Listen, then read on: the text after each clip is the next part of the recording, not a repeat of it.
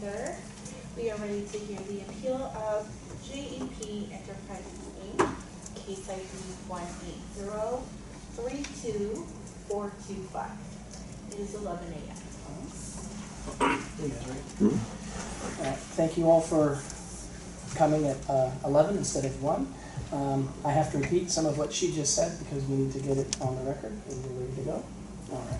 So we're now on the record in the Office of Tax Appeals oral hearing for the appeal of J.E.P. Enterprises, Inc., 1803-2425. The date is Thursday, January 23rd, 2020, and the time is 11. I'm Jeff Angija, and I'm the lead administrative law judge for this hearing.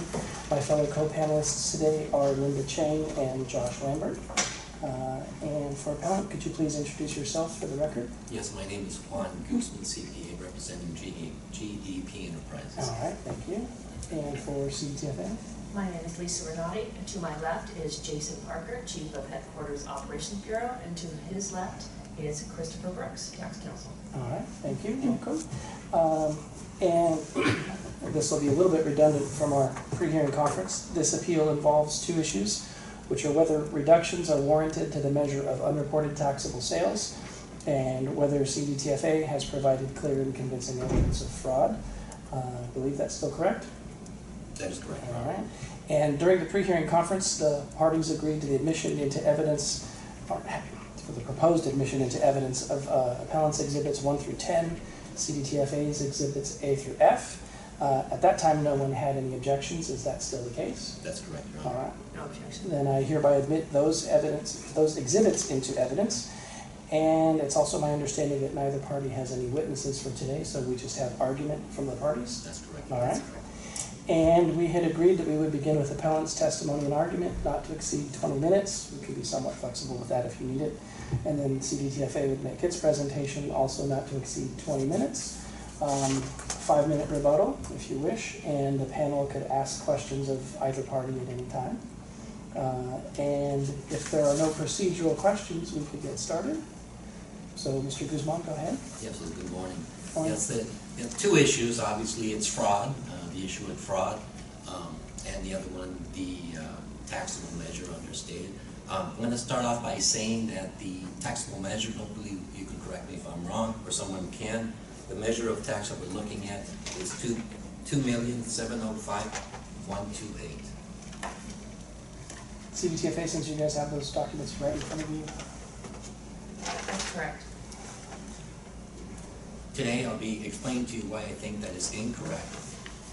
My estimate that I'm looking at, and I'll show you how that's been estimated, is $2,072,706.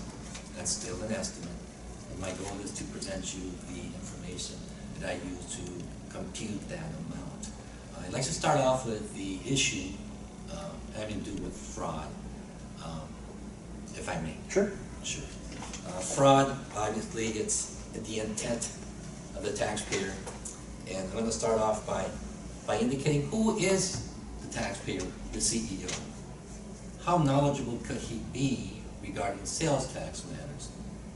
Well, in general, most people, unless you're specialized in the field, have no idea what sales tax is, because if you ask the general public, is candy taxable? Most of them are going to say, in fact, they have no idea whether it is or is not. Something as simple as candy ice cream. What I'm saying is the tax law is very specialized, very difficult, unless you have been in the arena. So the CEO in this case, so you know, he arrived in 1993 from Argentina, not speaking a word of English. English now is his second language. He worked minimum wage for a warehouse in Fontana. He has no higher education in high school that he got in Argentina. He was an insurance broker, nothing to do with sales tax whatsoever. He had to study hard and learn the insurance business. He had a small auto shop or auto sales shop. There's permits that he were obtained.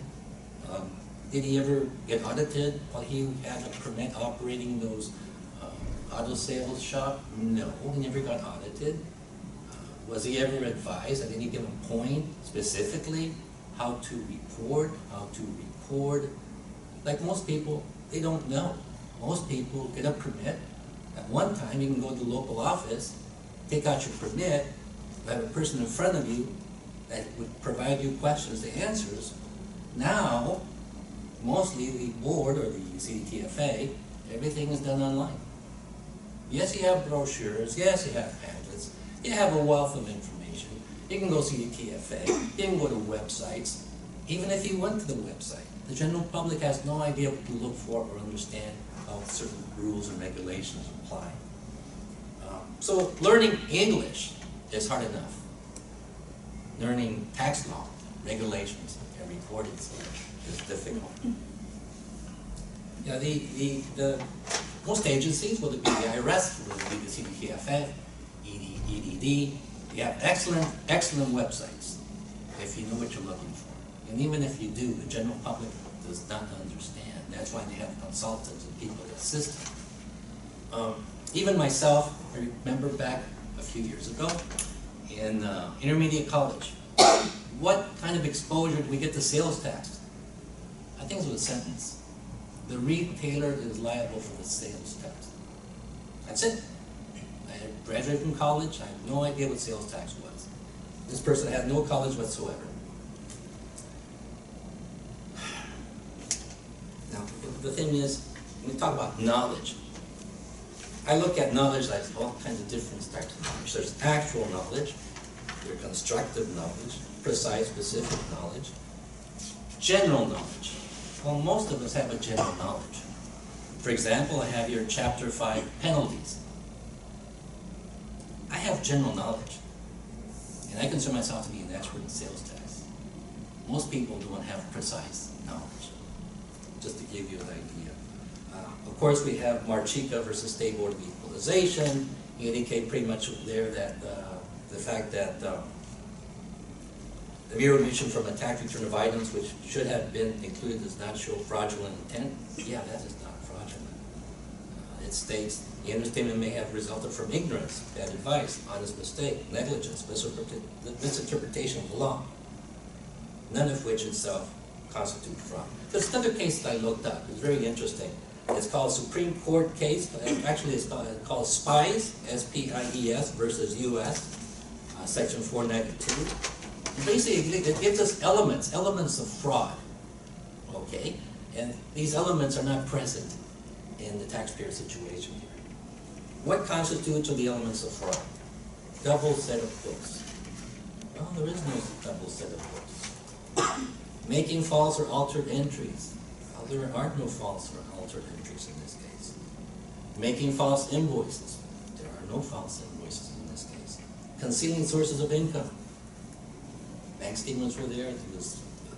He could have been audited any time, so he had a permit. Handling of transaction to avoid usual records.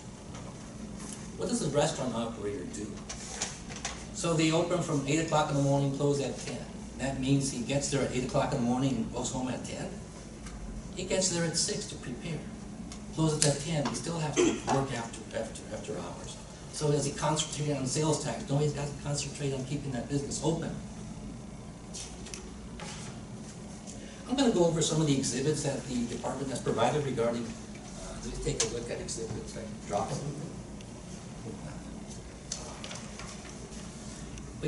Before I go to the exhibits, I want to see Chapter 5. CDTFA obviously should have actual knowledge of this. I'm going to only zero in. As me, Mr. Taxpayer, I wanted to see some examples of whatever reason record keeping. I have to take off my glasses, but I can't see close up with. Just for clarification, that's Chapter 5 of the Chapter 5 of the manual? penalties, audit manual. Okay. Specifically Section 0506.40, where it gives me and gives the general public examples. And there's example number 1 that's just, if I just change the name, this would be taxpayer. This is Mr. Shep Bartlett. This could be J.E.P.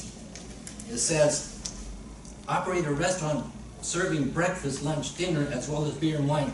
That's what this guy does. During an audit, Mr. Bartlett provided CTFA staff with monthly sales summaries. He had not maintained any source documents like purchase invoices. Well, we had purchase invoices. Sales receipts or cash register take. The department keeps on saying that we didn't have them available. The staff, CDTFA staff found taxable sales were understated. This is the first audit, by the way. He was advised, it was written in the audit, that, hey, next time, this is not, you have to have the receipts. Well, this Mr. Bartley got audited again. What happened? Well, he opened up a corporation, restaurant, again he had no receipts. What happened in this situation? Did he get a fraud penalty? There was negligence only because he had been instructed in his own writing in the audit that he should not, he should keep all records. Now there's example number 5. That could be that Mr. Juan Guzman. That's still section 050640. Mr. Smith is a CPA whose practice for the last 3 years has involved advising, assisting business owners, including numerous restaurants. Well, he retired. He always wanted to open up a sushi shop, so he opened up a sushi shop. What happened? He got audited. He had knowledge. I mean, he was consulting people. You know what happened in this case? He underreported. Got negligence penalty. No fraud. He should have known. So I'm trying to point out examples that we have. And then on chapter, let me see, 50910, it says fraud may be defined as conduct intended to deprive the state of a legal due. Intent to evade may be defined as an intent to escape the payment of tax through deception and misrepresentation. There is no deception here. There is no misrepresentation. 1 to 509.25. Again, it talks about falsified records as being evidence. Well, there is not such a thing. Substantial discrepancies between reported amounts which cannot be explained. Well, let's see, we've been asking for an explanation. I asked for an explanation. Mr. Taxpayer, how come you reported that? Well, I thought it was like income taxes. It was based on net income. Okay? You know very well that you shouldn't have done that. But willful disregard of specific advice. Well, there's never been any advice. At the time that he took out permits, there's nothing in the record from, I haven't seen anything from CDTFA, that this gentleman would actually have to sit down and say, this is the way you're supposed to report. He did have an auto sales shop, but that has nothing to do with a restaurant. You don't do a credit card analysis at an auto sales shop. It says right here, failure to file requirements of the law, knowledge. Well, he had no knowledge, or had general knowledge. It says transferring accumulated unreported tax from a tax accrual account. Well, we don't have that. Obviously, he collects a sales tax. I mean, all restaurants have sales tax. That's a given. So now I'm going to go to the examples, to the exhibits. We're going to start off with exhibit number, well, not number, but B.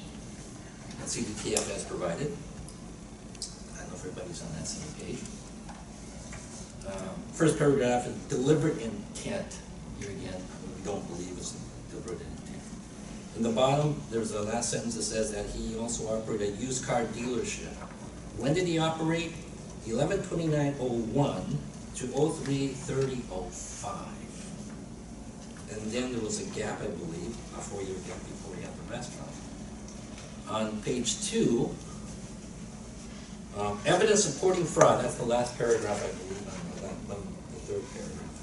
The first paragraph, evidence supporting fraud. Mr. Pintos was aware. The sales being reported were reported using bank statements. Now, here's a contradiction. You look at that first sentence or paragraph, and you look at the second sentence, and it says, as we continue on, Mr. Pintos on the first sentence was aware of the amounts of sales being reported to the board. The sales being reported were reported using bank statements. I don't know how the auditor determined that, because on this next one it says, no information or documentation in connection with how the sales and use tax returns were prepared. On the first paragraph, we're saying that he was using bank statements. So the second sentence, it says, we have no idea. I think that's a contradiction. We go on to, let me see, my exhibits here. Bear with me. I guess the last one would be exhibit E.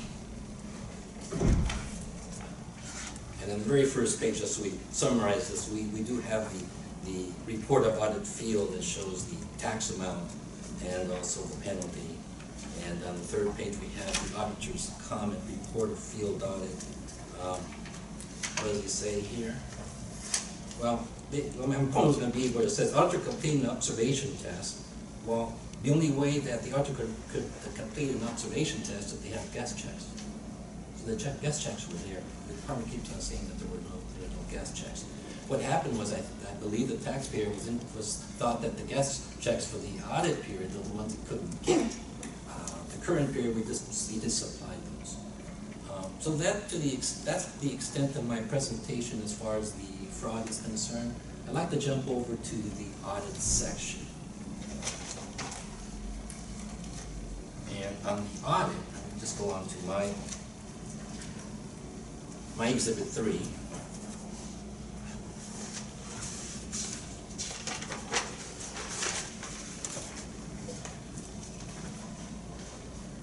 Exhibit 3 there, it's the Schedule 12. Column B, it shows the amount reported, $488,855. Column C is the audited taxable measure, total taxable difference, $2.705128. Underneath that, I made a summary on the right-hand side of the actual sales that were observed by the auditor in those 2 days being tested.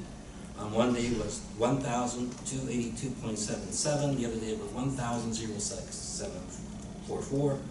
Total, the auditor observed sales of 2,350.21 in 2 days.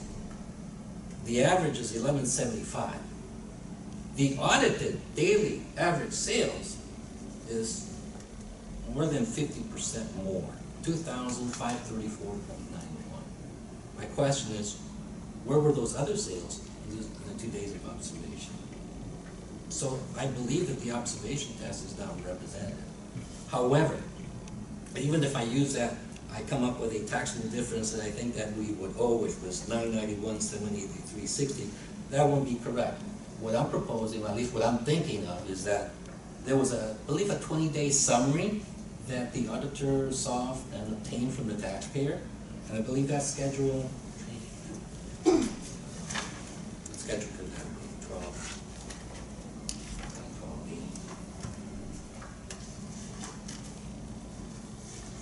Well, anyway, it's noted in the package of the body of the reports. The average sales of that 20-day review of the summary sheets provided by the taxpayer was 1,645. The average daily sales based on that summary sheet was 1,645. So what I do is, well, I know there's 1,260 days in the audit period. I multiply that by 16, well, multiply 1,645 by 1,260 days, and I come up with a measure of 2,072,706. That's where I came up with that magical number as we started my presentation. So now I'm going to go back and look at the audit. And I do have another analysis that I made. Based on the observation test, 2 days, there were 53 order tickets for 1 day and 56 order tickets. I'm going to call the order tickets transactions. So the observed 53 transactions 1 day, 56 the other. Each day generated an average check amount of $19 in 1 day and $24 in the other. Hence the average transaction amount is $21. $21 for the average transaction day. If we divide the proposed audited measure by the 3193,983, I believe that's the total audited measure, by 21, that would give us meals or transactions to the extent of 152,084 for the audit period.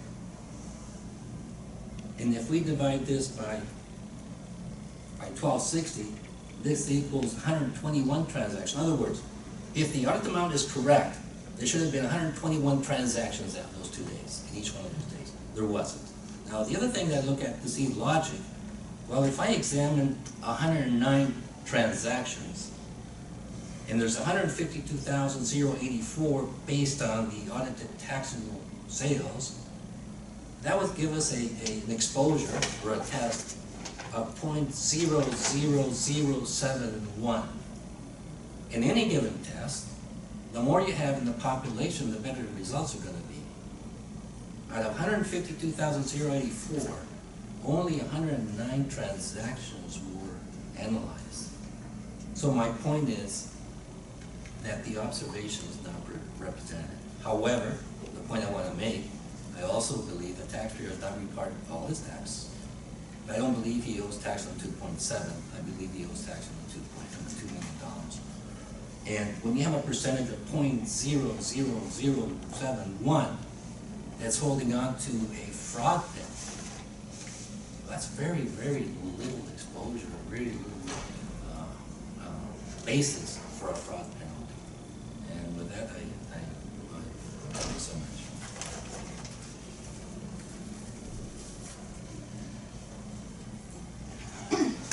One quick question, I haven't asked you guys yet. Without getting back into all that math, the basis for the difference between the 2.7 and your 2.0, for round numbers for purposes of my question, you're basing off that 20-day summary? That is correct. All right. Did you guys have any questions? Yes. Mr. Kuzma, who prepared the sales and tax return? He did. For the audit? He himself prepared the returns. He That's my didn't just understanding. sign them. I need you guys to talk one at a time. I'm sorry. He didn't just sign the returns, he prepared them himself. I did not know Mr. Pintos before that, so I believe he signed it. He must have prepared the returns. Okay, so what's the explanation for the difference between the reported sales and the bank statements, the deposits? Well, that's what he indicates to me, the fact that he was just looking at the, I guess, his income, sales minus expenses, and whatever left over, that was his taxable, regardless of the bank statements. Okay. Did he also separately state the sales tax on the receipts? I guess none of us have seen the receipts.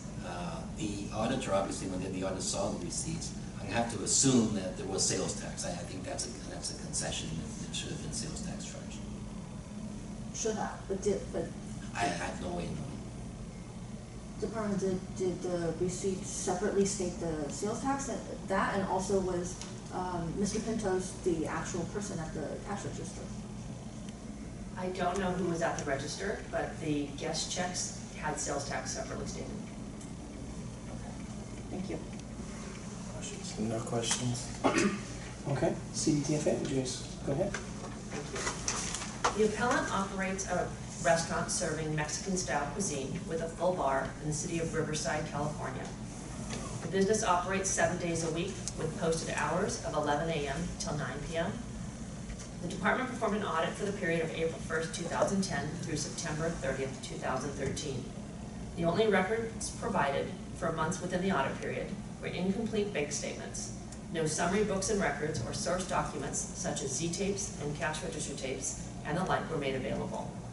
The department reviewed the appellant's reported taxable sales per sales and use tax returns and found the appellant's average reported monthly sales was $11,600 with average daily sales of around $383.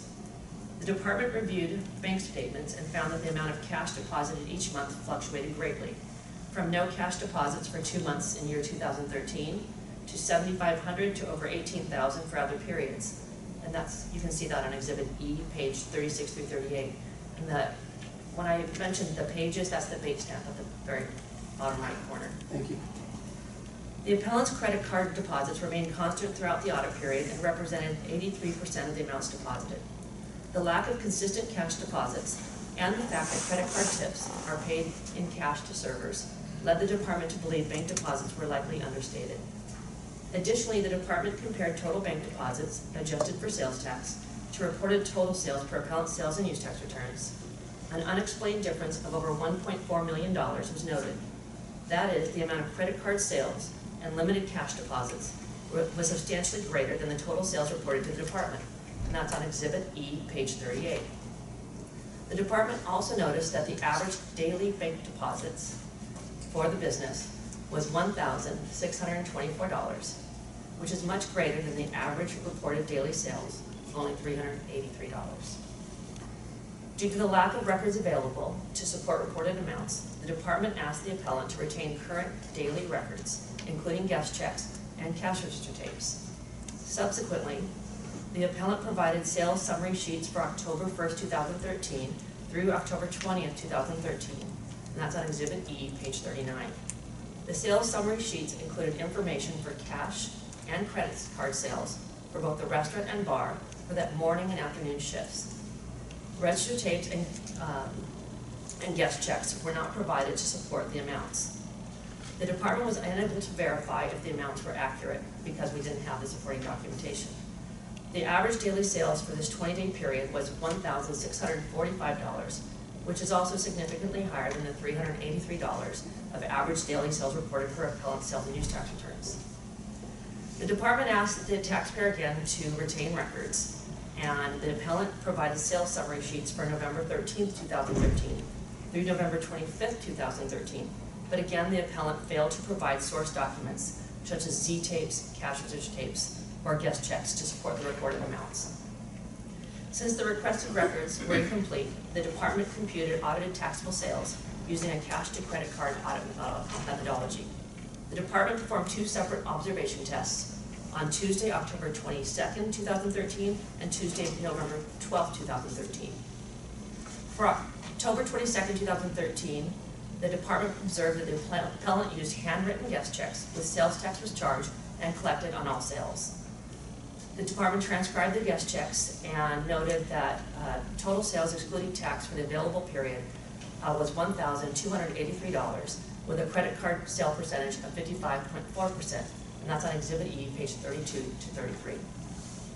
For November 12, 2013, the department transcribed all guest checks provided. Again, the department noticed that they were handwritten, that sales tax was charged and collected on all sales. Total sales excluding tax was $1,067 and a credit card percentage of 60.15%, and that's on Exhibit E, page 34 to 35. The department combined the results of the observation testing to achieve an audited credit card percentage of 57.56%. The audited credit card percentage was then applied to credit card sales per bank deposits to compute audited taxable sales. Credit for taxable sales reported per returns was provided and a total understatement of approximately $2.7 million was computed. Of this amount, more than $1.4 million represents the difference noted in the department's bank deposit reconciliation. The remainder of over $1.2 million represents unreported sales made in cash.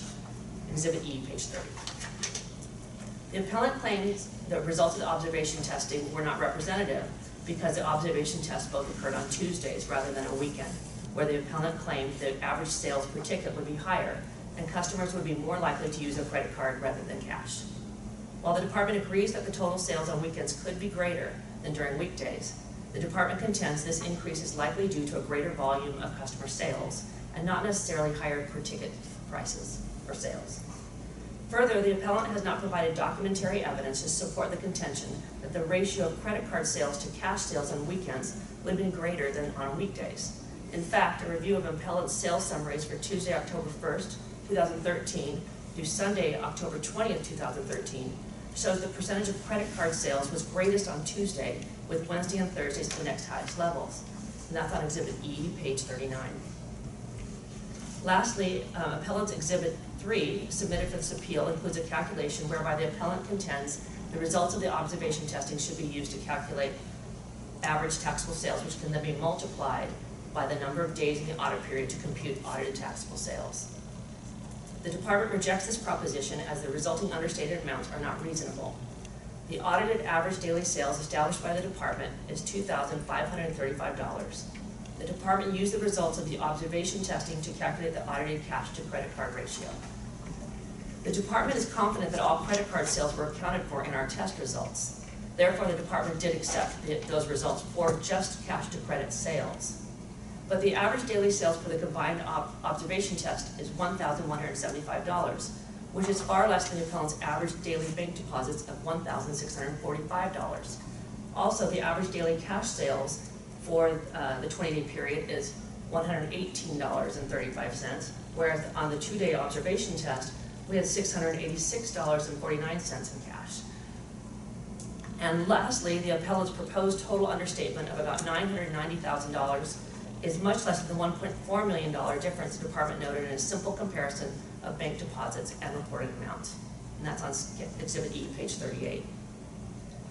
The appellant claims the department also failed to perform secondary testing to support the audited amounts. The department notes the appellant failed to provide any books and records, including source documents, federal income tax returns, and the like, which would have allowed the department to perform additional testing. However, secondary analysis was performed by the department's Appeals Bureau and is included on Exhibit F, page 47. A review of the appellant's menu per Yelp.com shows an estimated average selling price per food and non-alcoholic beverage of $20 per person. If you divide the audited average daily sales of $2,535 by $20, the average customers per day is about 127.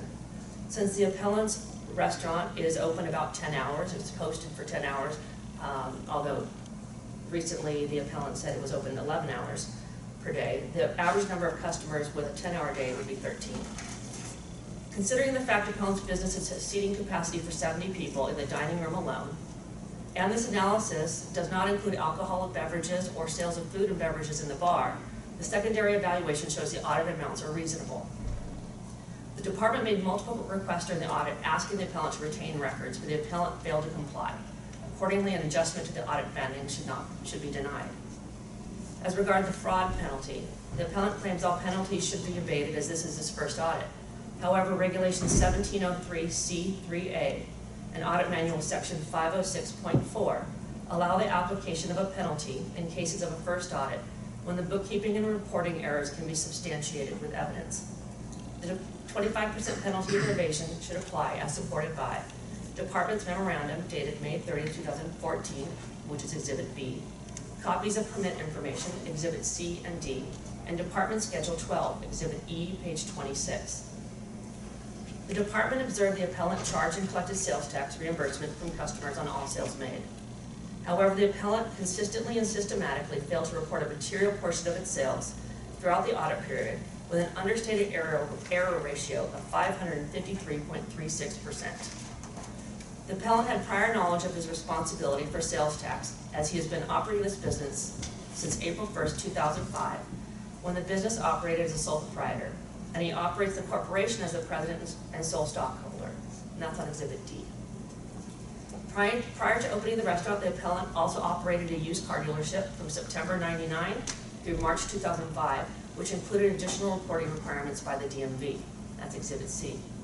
The appellant's extensive business experience running this restaurant for 9 years, coupled with over 5 years in his previous businesses, demonstrates he is well informed of the obligation to properly report the tax liability of the business. Additionally, each time the appellant opened one of the 4 seller's permits issued, copies of pertinent regulations, tax pamphlets, and other relevant information was furnished by the department to provide the appellant regarding the application of tax to his transactions and his responsibilities for tax reporting and the requirement to keep records, and also gave them information on where to get help. The appellant was involved in the daily operations of the restaurant, personally filed the sales tax returns for the business, and ensured funds were deposited into the bank accounts. A simple review of the appellant's bank statements shows bank deposits far exceeded the amount of reported sales, with credit card sales exceeding reported sales by 3 times. The appellant failed to exercise due care in keeping records, as he failed to provide even basic accounting records to support the reported amounts. Additionally, the department made numerous requests of the appellant to retain guest checks and cash register tapes to assist in the verification of sales. The appellant intentionally ignored the department's request and only provided summary sheets. As the department's evidence showed, the substantial deficiency of over 553% cannot be explained as a simple mistake or lack of attention. Instead, the evidence shows there is clear and convincing evidence that the appellant is an experienced business person, the appellant had knowledge taxes were due and collected taxes, the appellant willfully attempted to evade the taxes collected, and the appellant intentionally failed to provide records. Accordingly, the 25% penalty for evasion should remain. This concludes my presentation. I'm available to answer anything. All right. No, thank you. Questions? No. You have the opportunity for a rebuttal. Oh, quick. Yes, okay, just a correction, obviously the exhibit shows the 905 measure of tax, and as we started the hearing today, I adjusted that to 2 million based on 1,645. Because that summary sheet is actually supported by the observation test that was made by the auditor. The auditor had observations those 2 days less than 1645. My position is let's take the 1645, and that seems to me more reasonable. The department obviously feels the taxpayer owes this amount. The taxpayer reported this amount, and I think he owes the tax of the 2 million. The other thing I want to talk about the audit, and one of the things, well, the credit card ratio. Credit card ratio obviously is well explained. Chapter 8, bars and restaurants. The reasonableness test, that's always important to support the credit card ratio. And what the department has done in other audits that I've seen is that they use the sales on the observation test to support the credit card. It doesn't support the credit card. If it's done for some instances, use the observed sales to justify the credit card sales. In this case, it doesn't match. So I'm saying I don't see a reasonableness test here as mandated or directed under Chapter 8. The reasonableness test usually has to do, I understand, the taxpayer at that time had not even filed or prepares his federal income tax returns. He didn't have a profit and loss statement. But there were purchase invoices. I don't recall that they asked for them, but there were purchase invoices. But the point of going back to the audit amount, I'm saying is that 2.x is closer to what it should be based on the 20-day summary that's supported by the 2-day observation test done by the department. I'm going to move over to the fraud. We keep on saying experienced business owner. He had a car dealership. Do you use credit card analysis in car dealerships? No, you don't. You have specific information to control the sales of the car dealership? Yes, you do. You have DMV. Nowadays, DMV relates the information to CDTFA, and the CDTFA just sends them a bill. So there are two different types of businesses. He was an insurance broker. It has nothing to do with sales tax. Even the question, the very basic question that I asked this morning is candy or ice cream taxable? Everybody in this room knows what the answer is. Most taxpayers, I bet you 99.9% do not even know how to answer that question. And I've tested it with all my clients, and nobody seems to have it. So the other thing about specific information the taxpayer received in order to be able to report more accurately, I just Googled CDTFA for the heck of it. I'm a regular taxpayer. A tax guide for restaurant owners. This is their guide. And I have under, let's see, it doesn't say the page, but it's tax guide for restaurant owners, record keeping. These are the instructions taxpayers are getting out there. If your restaurant includes a bar, make sure to keep records that show restaurant purchases and sales separately from bar purchases and sales. Okay? You should keep a written record of your policy regarding free food and beverages. You should keep evidence of price changes or other variables and usual practices. If you make price changes to your menu, note in your record showing the price changes. You should keep documents such as cash register tapes or invoices to show the price changes. This is the instructions that taxpayers are getting out there. It doesn't say how specifically how to keep records. You have another, I think it's a bulletin, dining and beverage industry.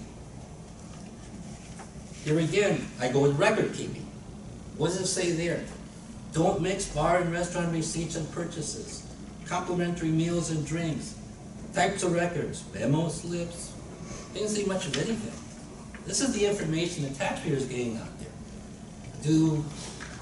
So it's very, very difficult for, especially the first time around, not knowing. Now, I tell you, now he has been audited by CDTFA.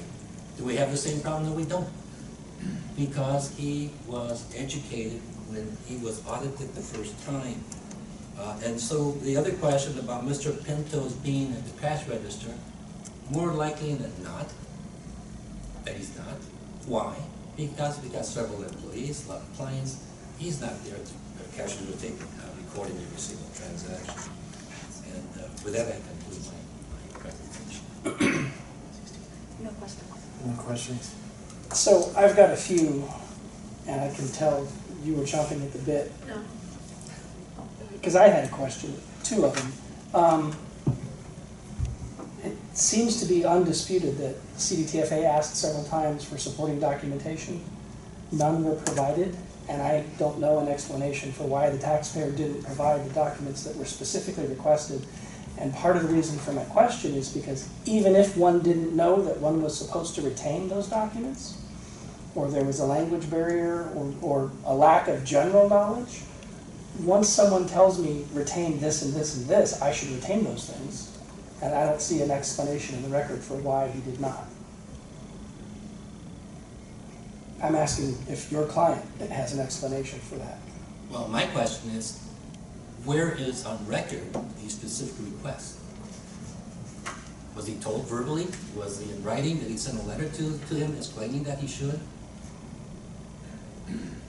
Go ahead and answer that if you I can. can look in the record and see if it's written in the notations, but So you're denying that they even asked? No, I'm not denying that. I don't know. If we have a specific record, specific letter, something to say, do this. I don't remember. Verbally, they could have. I don't have a record. Is it common practice to ask for that when all you've got is incomplete bank statements? it's very common practice to ask for it. And the fact that we asked for it for the October period and didn't have it, and then gave it, and then almost like a second chance and asked for it again to have the same records kept for November, is indicative of the fact that they had to have emphatically asked. The first time they came through, they weren't supported. The second time they came through, again, they weren't supported. And that's when the auditor then moved on to an observation testing. And then I had one other question.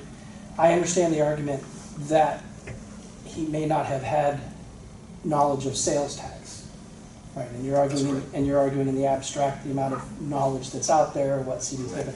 But my question, and I'm sorry to ask what seems to be a pointed question, but by your own admission, there's a liability of, or a measure of let's call it $2 million. Yes. At a minimum, there's an amount deposited in his own bank records, in his own bank accounts, of which he must be aware that he didn't report.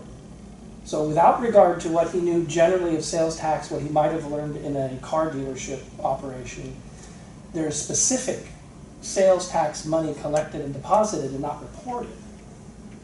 Isn't that knowledge of a reporting obligation that it should be paid? And what's the explanation for failing to report that which is shown in his own records? So failing here again, the gentleman comes from Argentina, speaks Spanish. He thought in general knowledge it was like income tax, and that's exactly the explanation he gave me. As an accountant, I can look at that and say, well, if you deposit X amount, you should report X amount. I know that. I mean, I have the preparation to know enough of that. But most restaurant owners, and I bet you almost anything, he's probably not the only one out there that has these types of problems having to do with sales tax. And I want to go back to that example where the gentleman actually had an audit, similar type of business. He had understatement, and he opened up another business. He was specifically told in the audit to maintain guest receipts. He didn't keep them. At most, he got a 10% penalty. And there was a sizable understatement according to that example that I mentioned to you, and that's actually in the manual that I just provided. And my last question for the department. Why only 2 days? Why 2 Tuesdays? There's not an explanation for why only 2 days. They did do the 2 days. They chose Tuesday. I have probably trying to find a day that would be not too busy, not too slow, so that would be a good day that they wouldn't get skewed results. And as it turns out, when you look at those 2 days of Tuesdays, Tuesdays do end up being their busy day of the month. When you look at the October 1st summary sheets that we have for those 20-day period. There wasn't an explanation in the record, but as it does turn out, that was the busiest day. And using the busiest day for credit cards only benefits the appellant, because the higher the credit card receipts, the more, the less likely that, the less that total sales will be when you do the projection. Okay. And then I wanted to confirm my understanding, because I think it's baked into the question. if you were to project a liability based on an observation test, sales per day, audit manual specifies that that's supposed to be 3 days, one on a weekend, that sort of thing. This wasn't that, right? This is a credit card sales ratio. Well, I believe that 3 days wasn't in the audit manual at that time and place. This Okay. is back in 2013. Sure. And I think that change was made sometime in 16 or 17. I'm just trying to Yeah. confirm from my understanding, they are two different tests. There would be two different. In other words, the 3-day rule, if we want to call it, if I'm going to call it that for purposes of my question, that applies to a projection of observed sales over a representative period of the 3 days. This credit card sales ratio could have been even on 1 day, Yes, and you still have a valid. In other yes. We're just trying to attempt to get what the audited credit card percentage would be. and I understand the counter to that. The more days, the more representative. Well, the thing is, just in general in auditing, I mean, that's what we taught back when we were teaching, being taught auditing. The more the population is, I mean, the more of a sample, the better the result. Right. In this case, I'm saying, well, based on those results, we have 152,000 orders, and we only looked at 100. Right. No, I was just trying to clarify the rule to which the audit manual 3-day the test. That came about afterwards. Yeah, that also applies to a test other than the one that was applied here. Correct. Just for- And just, yeah. Okay, I don't have any other questions. I think I've got pretty far into the wheat patch. I apologize if my colleagues have no questions. Okay, then we will close the record and conclude this hearing. I want to thank each party for coming in today. Following this hearing, my co-panelists and I will discuss the case, and we will issue a written opinion within 100 days of today's date, and that'll conclude the hearing. Thank you. Oh, I'm recessed till 1 o'clock. I'll be back. Thank you.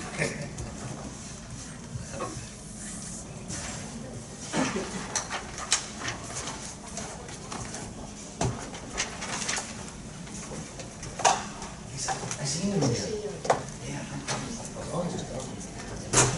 Just wondering, I think the age, when is going to be the last one? At least they're not back to back to back to back to back.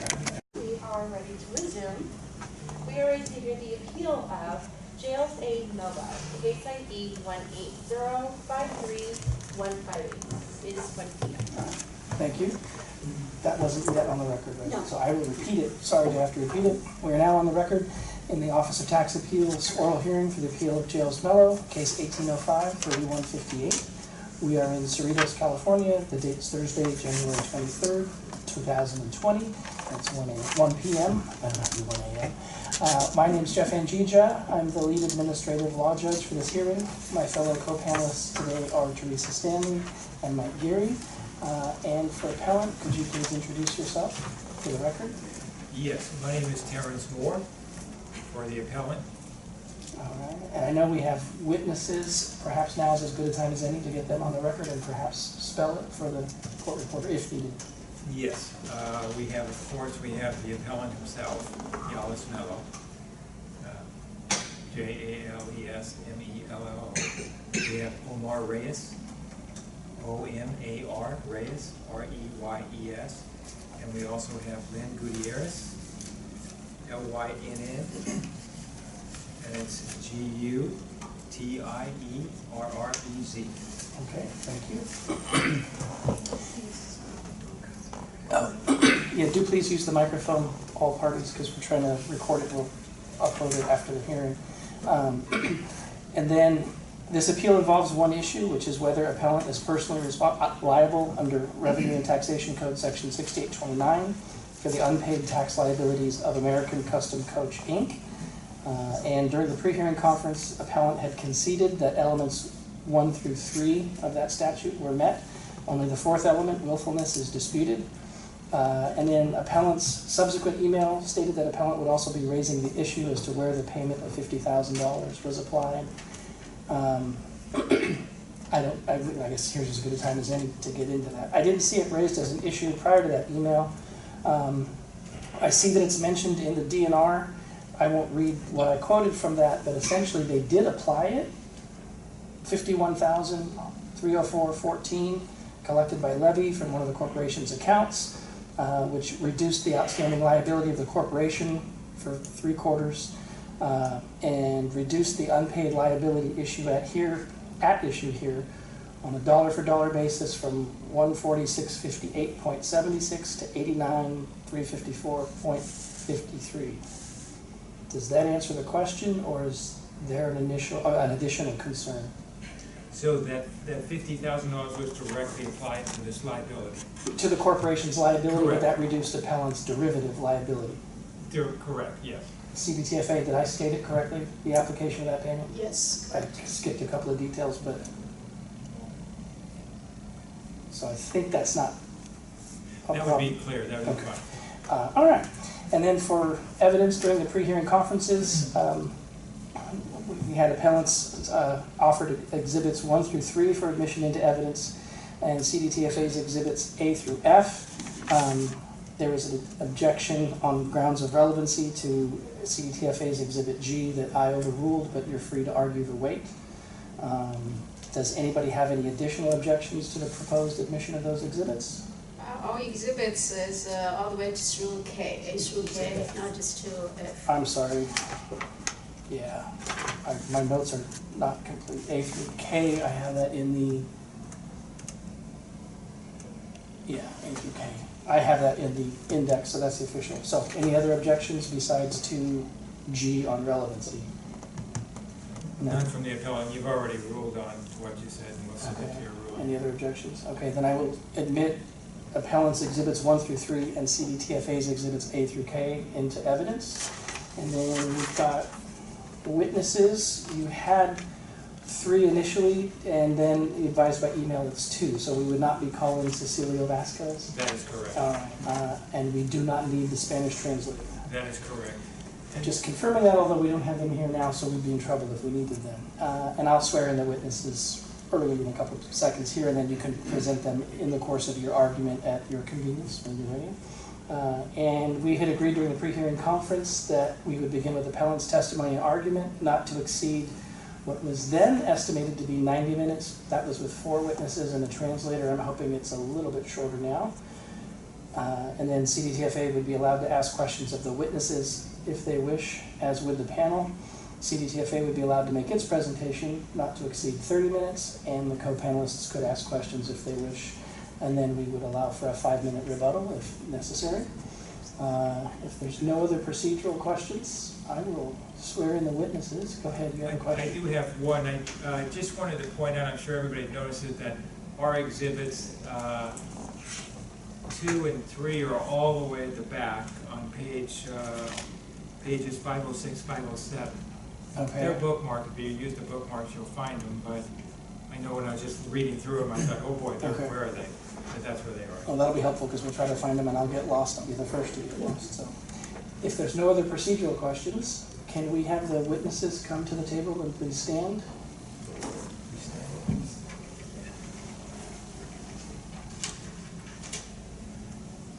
And do each of you solemnly swear or affirm to tell the truth, the whole truth, and nothing but the truth? I do. All right, thank you. So you guys can sit back down.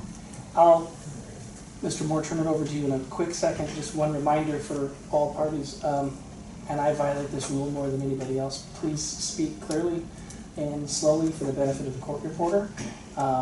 She will interrupt as needed. The panelists will interrupt as needed in case I'm asleep at the switch. And speak directly into the microphone. And with that, Mr. Moore, go ahead and make your presentation. Thank you, panel. Thank you. We'd like to our first witness, we'd like to have Jales Mello himself. He'd like to give his position. Yes. Good afternoon. My name is Jales Mello. I'd like to start off by giving my background. By trade, I'm a mechanic engineer. I've been in the mechanical field for over 30 years. Started very early ages of working in the automotive industry, and then I moved on to work in the trucking and bus fabrication industry. So my skills are on the fabrication, designing specialty vehicles, and some include mobile medical units, mammography, mobile dental, blood mobiles, and emergency medical vehicles. So that's my background. I have no formal education in accounting or finances. Certainly worked in engineering. While I was working with American Custom Coach, my daily job description would involve sales and hands-on fabrication. I would spend perhaps half of my time out in the field dealing with customers, working with them, giving guidance on how to design specialty vehicles, and back in the office with the production team, allocating the tasks to make sure things were done in compliance with the DOT regulations, the safety regulations. Also, part of my job was resourcing parts and components to make sure the tasks were done on time. So essentially in sales and marketing and a lot of fabrication hands-on, that was primarily my daily duties at the company. With that, I had a need to bring someone on board that could help the company with the accounting department. And I did the research, put an ad on the paper, so after many candidates, I interviewed a bookkeeper, a controller that worked for me. Her name is Amber, who's still not there. And she presented her resume and her qualifications. She had extensive experience in QuickBooks, payroll taxes, bank reconciliations. So I was really, really impressed. So I brought her on board to handle all the accounting department for us. So she started as a bookkeeper, and very quickly she became my controller. Amber had access to my bank accounts. She was assigned to any one of the bank accounts. She was responsible for running the payroll, writing checks, invoices, collecting payments, filing all the tax returns, sales tax, payroll tax, and providing reports to me. I would meet with Amber on a regular basis, perhaps every other week. She would bring reports to me. The reports didn't really make a whole lot of sense, so I had to rely on her expertise to tell me what the numbers meant. We would look at the purchase orders, we would look at bills to be paid, and the regular forms to be filed with the taxes, and she would walk me through it. I was not really in a position to tell her how to do it or what to do because, again, my skills were mostly in engineering and fabrication. And so she would explain the numbers. I would ask her, is everything in good order? Probably filing everything the way it's supposed to do, and she always assured me that everything was in a good order.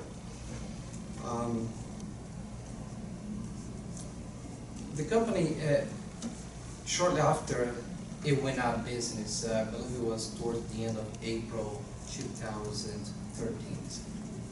In a year prior to closing the business, it was a decline in sales. Sales continued to decline. The last 6 months of the business were the most difficult months. Could not avoid the inevitable because there were more expenses than income. And we gradually had to make the changes in order to keep the business up, and then eventually we had to close the business. There was no more sales. I only learned about the audit, that notice came towards the very end when we're just about to close the business. But I wasn't concerned about the audit. I wasn't worried about it because I felt that all the reports made by Amber, and then she walked me through it, everything was in a good order. So I had no reason to be alarmed or be concerned about it. It was not until after the business was closed, shortly after, that we learned that some of the taxes were underpaid. And I could quite understand why, if the reports were filed within the proper time. I do remember during the audit process, Amber handled everything. She was the one directly involved with the auditor, providing all the documentation for them. And she would just give them the feedback and say, no, it was just some paperwork that we need to do it, and everything is in good order. One of the discrepancies that I believe, because most of our sales for that time were out of the state. we did a very, very small amount of sales in the state of California. And even though some of them could be for government agencies, we've done some work for counties and some nonprofit organizations. At the time the business was closed, there was probably a little over $750 in the bank account. There's not much actually done at that time. And as I move on and continue to work with the other company, I had so much trust that I brought Amber with me into the new company and give access to all our books, bank accounts. And she continued for, I believe, a period of a year and a half, handling our finances, reports, sales tax, payroll taxes, making the checks for the employees. She handled everything. And it wasn't until, I believe, December 2014, if I'm correct, when she resigned. And at that point, I started alarming because I knew I could not be for too long without a controller because I don't have any experience in finances. So I started doing a research and I found Lynn is an independent CPA who agreed to come on a regular basis just to keep us in a good order with the books and finances until we find someone who will replace Amber. And it was perhaps on the second visit when Lynn came in and started doing bank reconciliation that she found that there's been some charges made by Amber on a bank account that you were a personal account. I've learned at that time that she's been stealing from me for a long period of time. And when I contacted Amber, I confronted her to ask for some clarifications on those charges. She was not cooperative, so consequently I filed a police report. And there's still an investigation going on in that matter. Shortly after, I was able to find Omar Reyes, who works for a CPA firm in Riverside, who's my CPA to this date. And he's the one that continues doing all our booking, our finances, reports, and taxes. So my testimony here is that I totally rely on a bookkeeper skills and knowledge to provide the reports that I thought it was all in accordance with the proper taxes that we're supposed to pay. I had no knowledge until after the company was closed that some of the tax was under filed or stated. So this is my testimony for today. Okay. And then you're able to present your case how you wish, so you could either go with additional witness testimony or make argument. Okay, I'd like to make a few questions to Mr. Mello, and then we'll call the next witness. I'm sure we'll be done well before the 90 minutes. Mr. Mello, when Amber was working for your company ACC, did you have confidence in her work? I had total confidence. Her resume and her experience seems to show that she had a lot of experience. She would produce charts and reports showing that if we're making money or losing money on certain projects. She would come up with some spreadsheets that were very elaborated. She would get the numbers to show how to put an invoice or a quote together. So I had total confidence in her skills.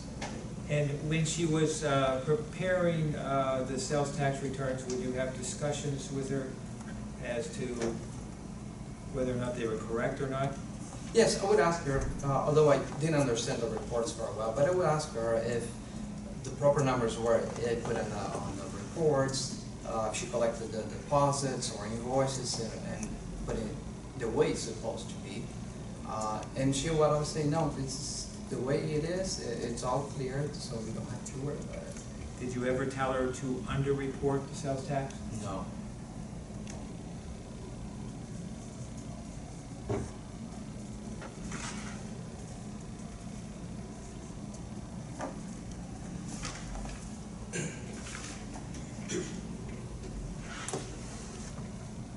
And was it your understanding that all sales tax were reported by Amber? Yes, yeah. I was, again, I had total confidence that the reports were accurate. She would present to me, and I would just ask them if it's all accurate, so that's all we have to report. And she said, according to all the invoices and paperwork, this is the correct reports. And when the audit was over and the audit determined that the sales tax was due, what was your thoughts or your position at that time? When I first learned that, the first thing came to my mind, I thought it's got to be a mistake. Because all the reports Amber was supposed to show in everything paid, I didn't think there was anything wrong with the reports. That was my first impression. And she was the only one involved during the audit process. I believe she provided the necessary documentation to the auditor. But I didn't have any question at that time, but I became surprised. I was really concerned about that point on. And when is it you finally understood and then realized or knew that sales tax was actually due? After the business was closed, that's when I realized that. Okay. And how much money was in the bank account at that time, approximately? It's somewhere around $700. And you say after the business was closed. How long after the business was closed? A few months, I don't recall exactly, but I would say probably a few months after. Okay. I have no further questions of Mr. Mello. Does CDTFA have any questions? No. Okay. One. I just have one question about the police report, Mr. Mello, because it says that it was the company was identified as the 11th Group, which I understand is the newer company, right? And then it says the date of the incident is 12/15/14 through 12/23/16, and yet we're talking about a tax period with a different company name and a different set of years. How does the police report relate to the years at issue, the 2010 through 2013? I could not file a police report on the prior company because I didn't have substantial evidence that she was stealing money from the previous company.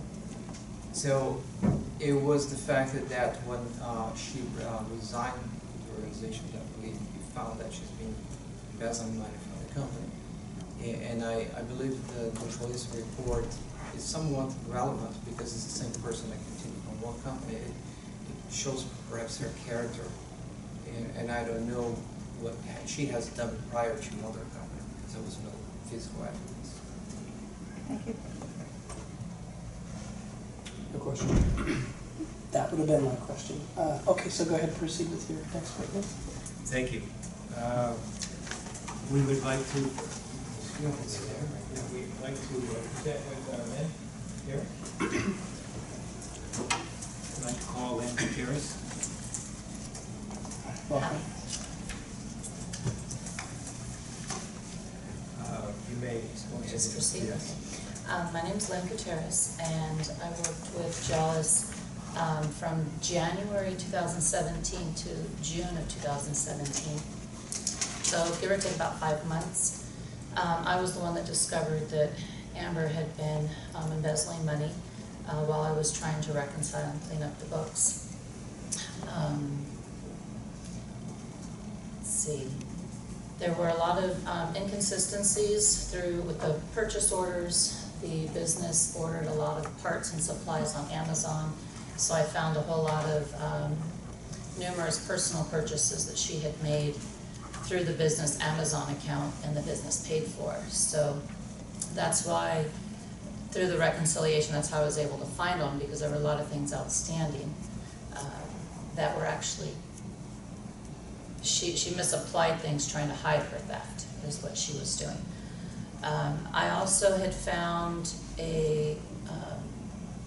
documents on sales tax that were filed, and they were all at $0.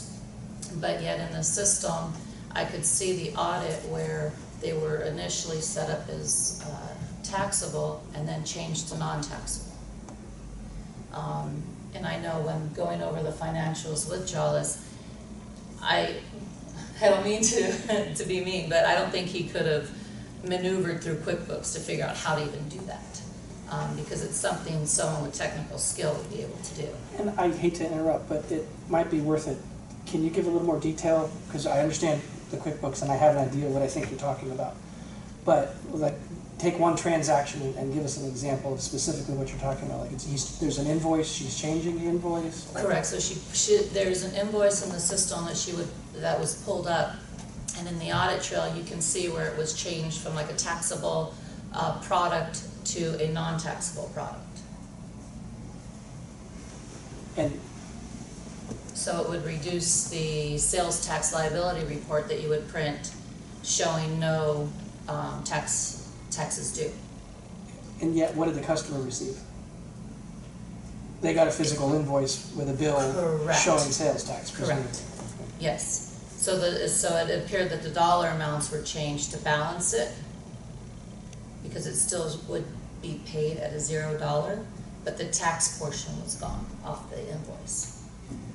And since I'm already interrupting and asking these questions, for which I apologize, we don't have a sample, an evidence of that? No. And that's after the close of American Custom, right? This is in 2017 at the new company. Correct. No, you were looking at documents for both the new company and the old company? My primary focus was the company that was open at the time. Yes. And like I said, because I had gone back, we were researching the theft, trying to find when it started.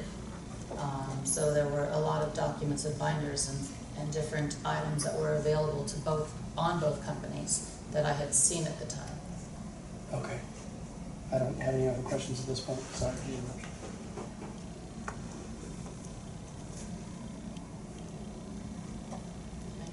think I've covered all my points. Yeah. If you wish, I could ask Yes, please. questions. Sure. Can you explain, I might have missed it, but what's your training as a profession? Are you an accountant, or what are you? Oh, okay. So I'm an accountant. I do bookkeeping, accounting work. I do tax returns. I'm self-employed. I have my own business. I also have an affiliation with the CPA office in Brea as well. I was a corporate controller for about 20 years in downtown LA,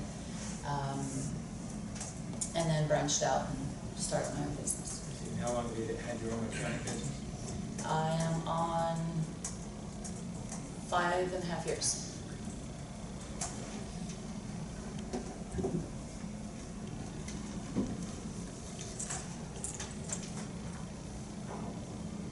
So you said that you saw you said you saw some binders for the old and new company? Mm-hmm. And approximately how many binders did you see?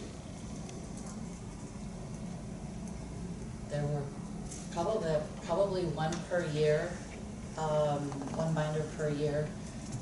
And they went back probably about a good 5 years that were on the bookcase. And you were there in 2017? I was in there in 17, yes. And did you look at all of those binders, majority of the binders, or some of them? I looked at some of them.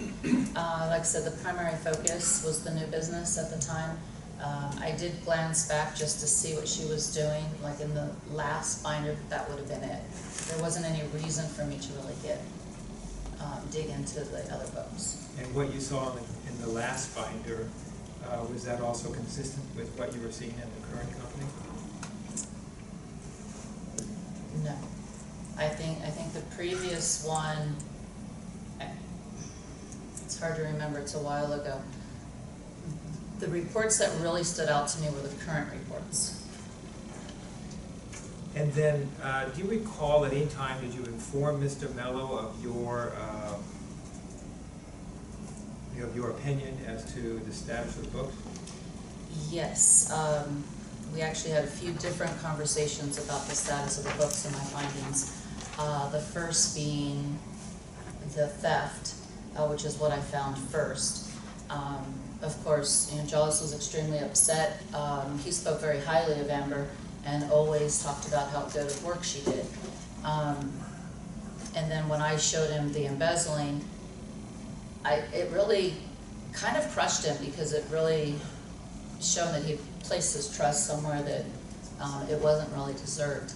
And then probably a week, I'm gonna say maybe a month later, when the sales tax, I was going through the sales tax account trying to balance it out, looking at the old reports, I showed him the reports and she had handwritten notes on there about not filing this and putting this to zero.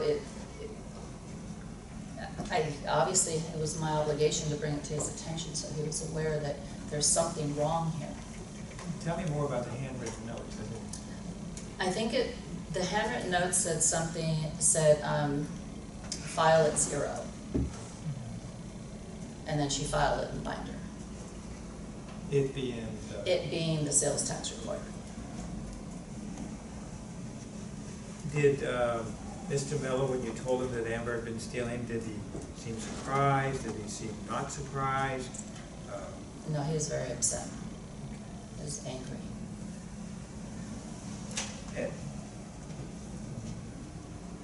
And based upon your knowledge of Jales at the time and at the time you were telling him about the fact that it was your opinion that Amber was stealing, could you, let me go back, would it be your understanding that this is something that Jales himself could have figured out, that the books had been changed by Amber? I don't believe so. And why is that? It's very technical, like I said, manipulating QuickBooks, especially when it comes to invoicing and purchase orders. I think the only clue that anyone could have had is if you sat down and had multiple profit and losses that you saved over the years. But most of us business owners know we don't do that. You review something, you keep a year-end report, and that's your final one.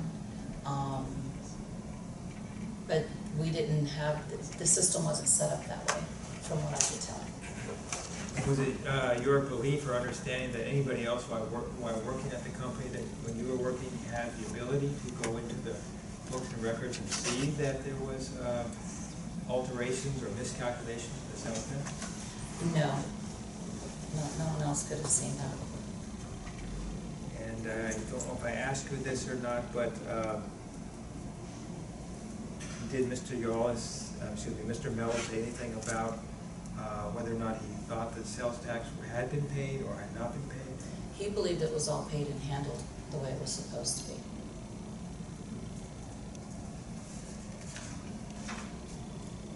I have no further questions. CTFA first, you go ahead. No questions, thanks. Okay, go ahead, sir. I just wanted to follow up on Judge Angija's question, because I'm trying to understand this theft issue. You said that there would be purchase orders that, or invoices that were issued to customers that would have sales tax on it, but that in QuickBooks the sales tax was zeroed out. So where did that collected sales tax reimbursement go? It just went back into the income account, a standard income account. Okay, so it wasn't redirected to somebody else's account, it was put back into the business. On those particular transactions, it was left in the business, yes. The embezzling was done separate outside of that process.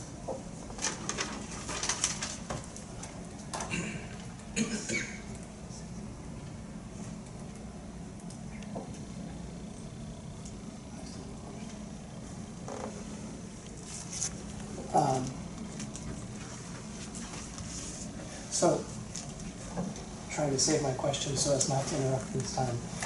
Going back a bit where you had said, if my notes are right, the handwritten notes file at 0, that was your question as well. My brain is inferring that was a sales and use tax return, but I would like to get your actual testimony. What was it that you were looking at that had the handwritten notes on it, and then what was the it that actually got filed And then my other question would be, what period and on behalf of what company are we talking about? Testing my memory. So the it is, yes, we are talking sales and use tax forms. The forms were filed at 0. So a quarterly return would be filed with 0. Yes, All right. it was filed at 0.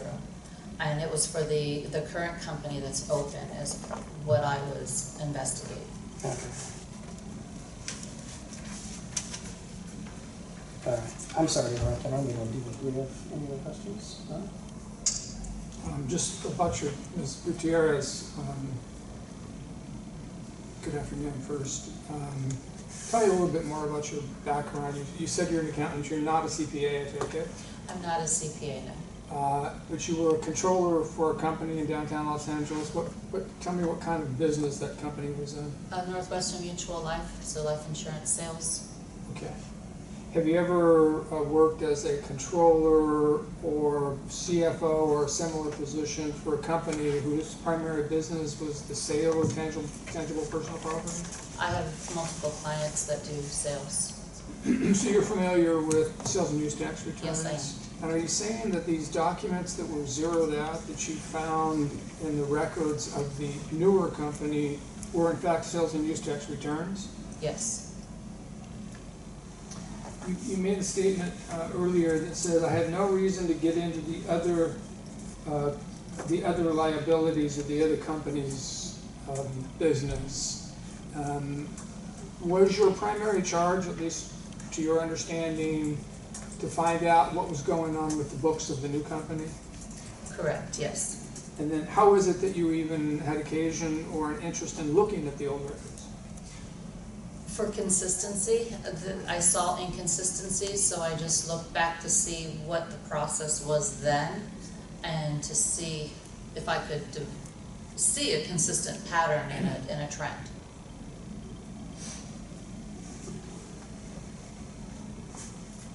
Thank you. Those are my only questions. All right. Mr. Moore, go ahead. I have no further questions of Mrs. Gutierrez. Okay.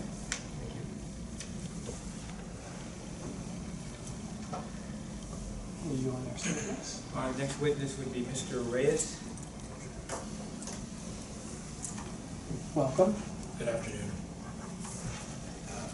My name is Omar Reyes, and I'm an enrolled agent, and I work for Monker & Clark CPAs. We're a CPA firm. I need you to speak up, please. I'm sorry? I need you to speak up. Oh, sorry. There should be a green button on the bottom of that. Is the microphone? Is the light lit? Is that better? There we go. Thank Sorry. you. My name is Omar Reyes, and I'm with Monker & Clark CPAs. I'm an enrolled agent. I've been working for Monker & Clark for about 3 years now. But I've got about 15 years of experience in accounting. I've worked at 4 different CPA firms. 3 of those I've been a tax manager, so I've got extensive knowledge in corporate tax, partnerships, individual returns, and also on the payroll side, payroll tax and sales tax, serving clients from $50 million companies down to just a basic business owner with a Schedule C. My main focus at Monker & Clark CPAs is mostly small business. I like to help a lot of small business owners, people that are struggling. I get a lot of referrals, so a lot of what I do is mostly on referral. People speak highly of me, so they refer me to the next client. But my specialty is cleaning up businesses. So I get called in, people with sales tax issues, IRS issues, on the payroll and income tax basis. And my job is to dig in and figure out what's going on, get everybody up to date when it comes to all the different places and make sure they're compliant. That's one of my main goals. So I met Mr. Mello through a contact at a bank. He reached out. I have a relationship with a bank that refers me to businesses that come in and are struggling that need help. So that was the initial contact. Came in and said he needed some assistance. I wasn't sure exactly what was going on. So after meeting with him in his office, we went through and everything was pretty much in disarray. He needed assistance really didn't understand when I usually initially interview somebody, I try to gauge their knowledge, try to figure out how much help does he really need. I meet business owners that know nothing, and I meet business owners that are, you know, work current accountants or have extensive knowledge of accounting. And I can tell from meeting him that his level was not very high. I mean, you know, I didn't get an impression that he was somebody that I couldn't trust, because trust is a big thing for me when I meet clients. If I feel that they're in a sort of business that I don't get a feeling that they're being honest, then I probably won't get involved, so I'm pretty selective in that case. But I felt like Mr. Mello needed the assistance, and we got to work. And you know, a lot of what we did was, you know, cleaning up the different issues with sales tax, payroll taxes, income taxes. So, you know, fast forward 2 years, we've made a lot of progress, but the truth is that I have to be on top of what we do. I mean, I've taken a role where I'm assisting with all sales tax and it's been that way for about 2 years now. All the payroll taxes, we currently have them on a payroll tax service, so, you know, they've taken over the 941s and all the employment taxes. I used to help with that too, but that was a process to clean up as well. But in no way, shape, or form have I ever felt that he was asking me to do anything that was not by the book. I think Mr. Mello has always been truthful, and, you know, I think he's been misguided over the years. And part of what I do is education. I don't just go in and clean up the books and fix the items. You know, we sit down, and I mean, the first time I put a financial statement in front of him, a profit and loss, he didn't really know what he was looking at. I mean, he looked at the number at the bottom and he saw if it was good or bad, but it wouldn't occur to him how I got there. Or, you know, part of what we do now is we start at the bottom, say, hey, these are your revenues, and, you know, when we go through all the expense items and we try to figure out, you know, I try to explain to him, this is how we get to this, and this is how we get to that, and at the end of the day, how we get to the bottom line. But again, it's been a process, and you know, he's learning, but in my opinion, you know, he's a great salesman. I mean, he goes out there and he sells, and he relies on the professionals to help him. And, you know, and I think, I mean, to this day, I still hear of this woman, Amber, and I mean, there's an account called Ask Amber. I mean, he really relied on this person, and at the end of the day, like I said, he's one that has needed a lot of help. Out of all the clients that I've cleaned up, I mean, I've cleaned up, I don't know, I mean, in the last 10 years, I've probably cleaned up 30 or 40 businesses. I don't know, I've lost track. But he is probably one of the people that I've worked the hardest for, because there's been so many moving parts that I usually rely on the business owner to have a little bit more of an extensive knowledge, and in that case, you know, in the accounting side, I've really had to work hard. And then the biggest thing here is the trust. I mean, he trusts everything I do. I mean, everything. It's not just me doing it, because obviously it's the firm. So it goes through a level of reviews. I do the work, and it goes through David Mocker, which is the CPA in charge of the firm. He reviews my work, and then we present a final product. So there's no chance that I could be doing anything to disagree, but you know, there's a level of quality control, and to present a final product that's on par with what needs to be done. So, and also with my knowledge and extensive knowledge as well, I do a lot of the IRS representations, sales tax audit representations. So whatever we produce is what we represent, and we have no issue with that. I have a couple questions, if I might, Your Honor. What you referenced, Ask Amber. What was that in regards to? Well, there was just an account where she was. Well, I'm assuming is where something was in there that if anybody needed to ask any questions, that it was Amber. Amber was the go-to. She was the. I mean, I think she was I don't know her, I don't know of her, and it's been a while since she's been there, but, I mean, there was, like I said, there was an old QuickBooks account, because you can go into the inactives.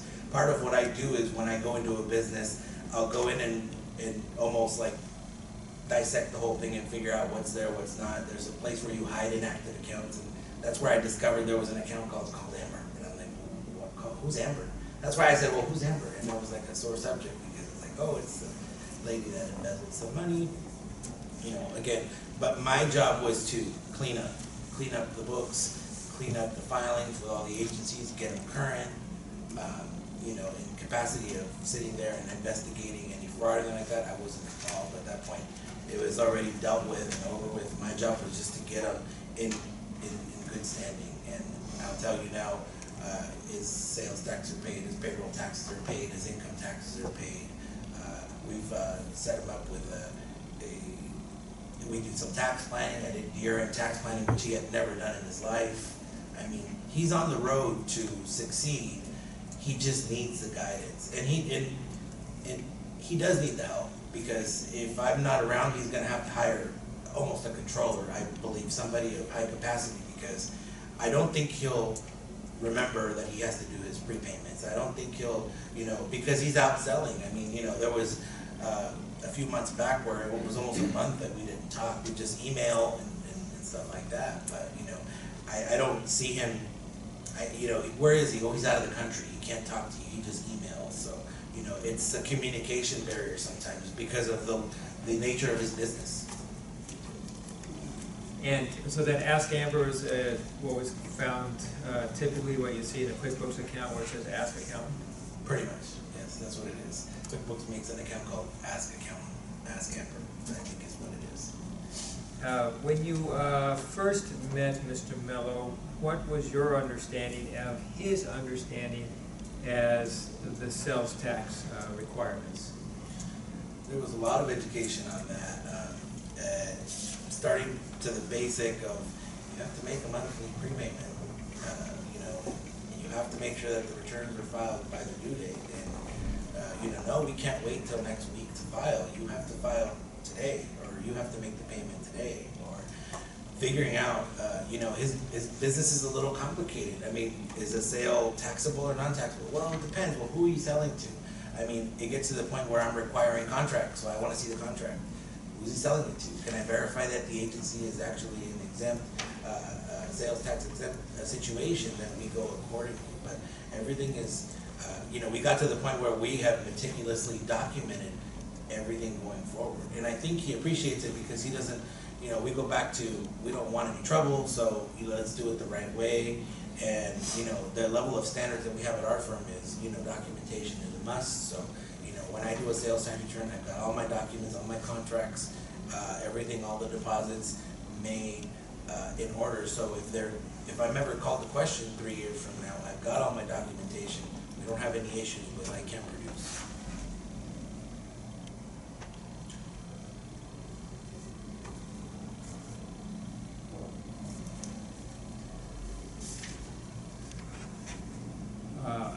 I have no further questions on this witness.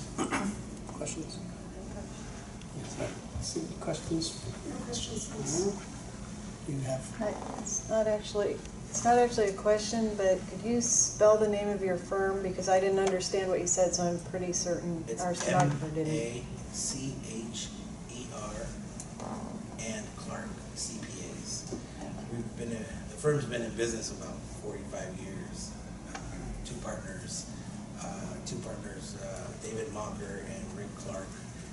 I joined them at the beginning of 2017, and we're in a transitional period.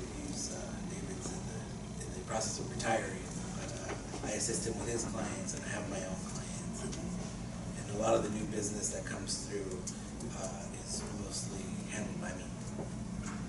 I do have a question, Your Honors, if I might. Mr.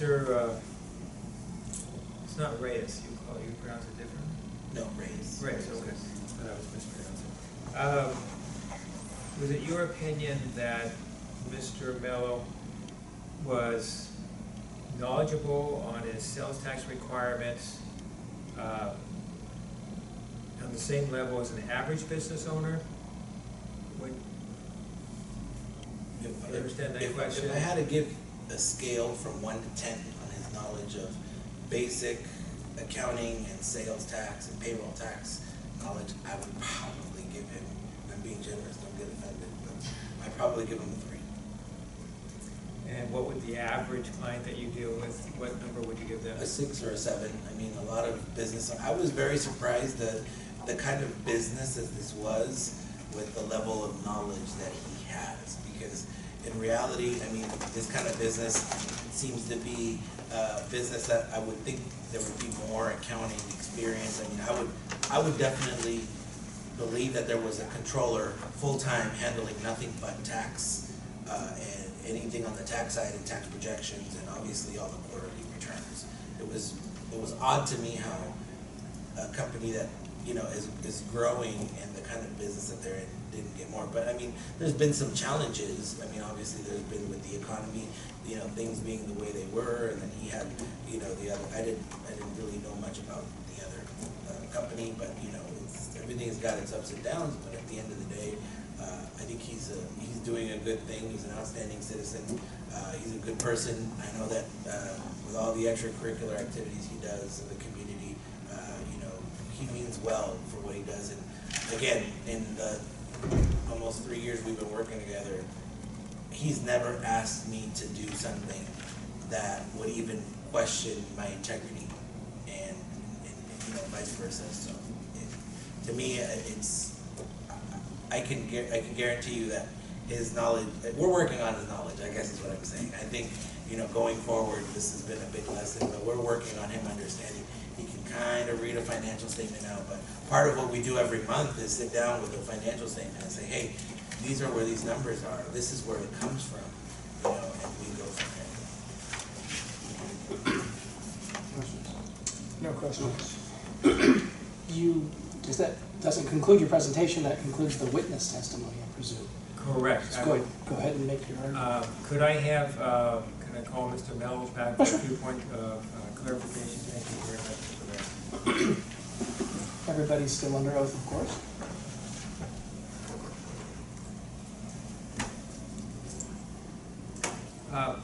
Mr. Mello, let me just do some clarification.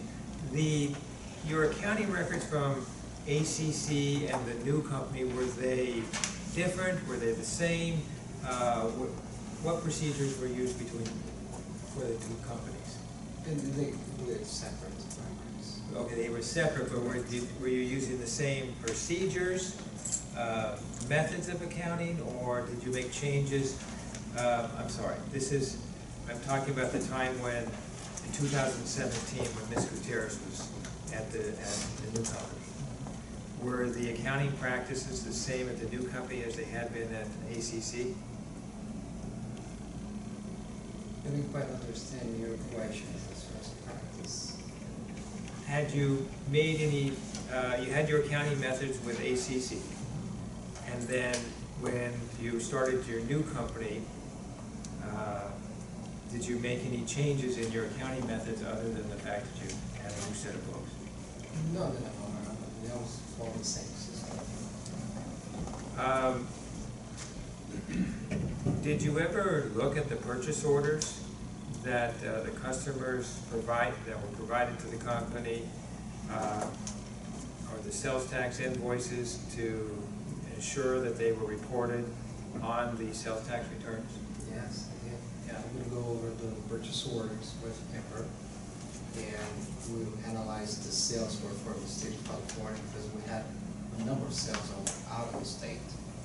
And I would ask Amber to make sure that whatever monies come from the particular purchase orders were filed, and she will ensure that they're all included in the reports. Was there any discussion as to when sales tax for a particular project was due between you and Amber? It was always my understanding that it was due at the end of the project, when the project was fully completed. When you would send out the When vehicle? you deliver the vehicle. I have no further questions. None? None. Okay. You would like to proceed with, would you like to proceed with your argument at this point? I would, yes, I would.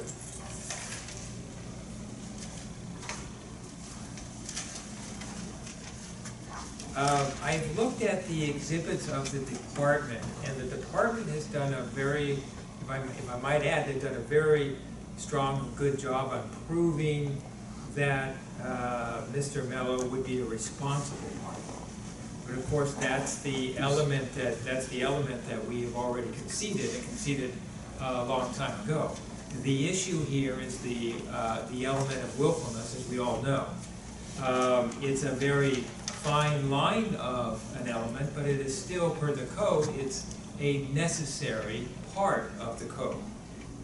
If I might direct your attention to Exhibit E, page 2, this would, of the department's exhibit, they are under contention 2, second paragraph.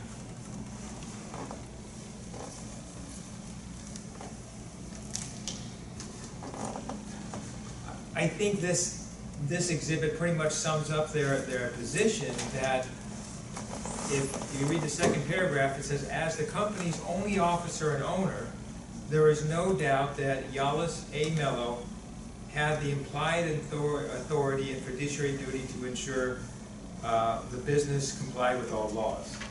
Then if we go to the next sentence, he consistently exerted his authority for the business. If we go down to the sentence below that, it says he oversaw the operation of the business, hired and fired accounting personnel. And the next sentence says that he was the only one that had authority over the financial decisions of the business. That's all an argument for responsibility. That is showing who is responsible. It's not showing anything on willfulness. They do indicate in the next paragraph that they just summarize that he knew of the liabilities, but they don't say why. They indicate in their exhibit that the department believes he knew of the liabilities because the evidence shows that he did. In fact, it doesn't show that he did. What the evidence shows is that Mr. Mello, hired a controller who we met with, and she did her job. She was highly recommended. She had her, she wasn't somebody just off the streets. She prepared reports, she discussed reports with him, he took the time, and he would ask her, were the sales tax paid? And he would make sure that it was paid. He never, ever indicated not to pay the sales tax. But clearly he didn't know, what all sales tax needed to be paid. That's why he hired her. A point of, the law is very clear that for willfulness, it has to have some sort of conscious, intentional act. There needs to be an action of the individual deciding to do something. There is a compliance policy of 2016, the Compliance Policy and Procedure Manual 764.15, Section 1, indicates that to be willful, a person has to know of the liability. Well, Mr. Mello didn't know the liability. He closed the company, then was told there was going to be an audit. He had no risk, no concern. He did not have any anticipation that there would be sales tax liability. It was only when the audit was over, okay, he found out he owed sales tax liability. He didn't quite understand why he owed sales tax. It was only later, in 2017, when Ms. Gutierrez pointed out the fact that he had an embezzler on staff. And it was at that time he was able to figure out this is why I owe sales tax. Because there was some embezzling, there was somebody there altering the books. He wasn't able to read the books. The testimony said he's not the kind of guy who would be able to go in and analyze the books and tear them apart. How did you get to the bottom numbers? So we need to understand that he became aware of the sales tax liability. Well, at the first time was when the sales tax audit was over. He owed money. Even though he was confused, he became aware of it. Well, then the other part of the law is, in order to be willful, you have to take some sort of action, some sort of activity to pay other creditors besides the state. He didn't do that. There was $700 in the bank. The business was already closed. He didn't take any money at the time, he didn't take any money from ACC and pay to any other creditor when he finally found out that sales tax was due. So he doesn't fall under the category of a willful because he was not aware. And he wasn't also the typical individual or business owner that was an ostrich who stuck his head in the sand. He was involved in it as much as he could be involved in the books and the records. It would be like a secretary in a mechanic company have to, she's not required to go out and change the oil to be involved in the business and to make sure things are being doing right. One last thing, if we look back at Exhibit 5, page 2, in the last paragraph, the last paragraph before contention 3. What exhibit? You mean Exhibit E, page 2.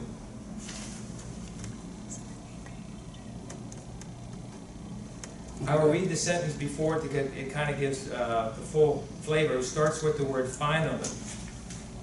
It's about halfway through in the paragraph. Finally, as the main decision maker, there's a reference, obviously, Mr. Mello, he could not have made any financial decision regarding the company without an intimate working knowledge of the company's business, its income, and corresponding expenditures. With that being said, he would have certainly known that what was being reported to the board was less than what was entered into the business sales journals.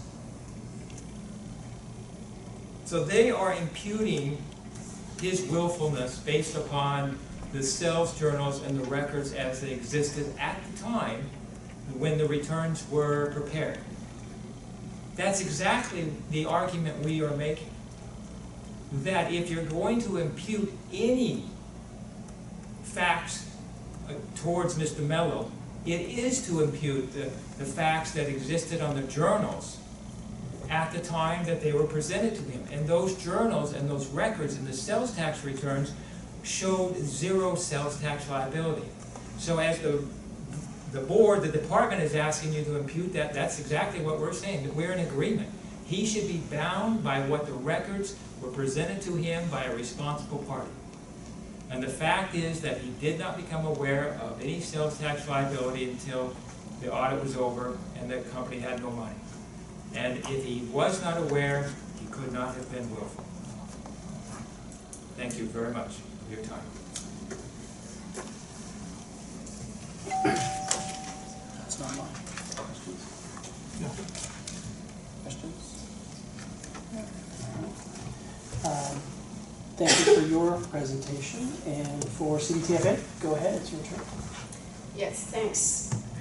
Then do speak slowly and into the microphone, please. Yeah, I think we didn't get a chance to introduce ourselves. Mr. Lee for CDTFA. I'm Scott Claremont. I made sure to get the witnesses. I forgot you guys. I'm sorry. And Jason Parker for CDTFA. Thanks again and good afternoon.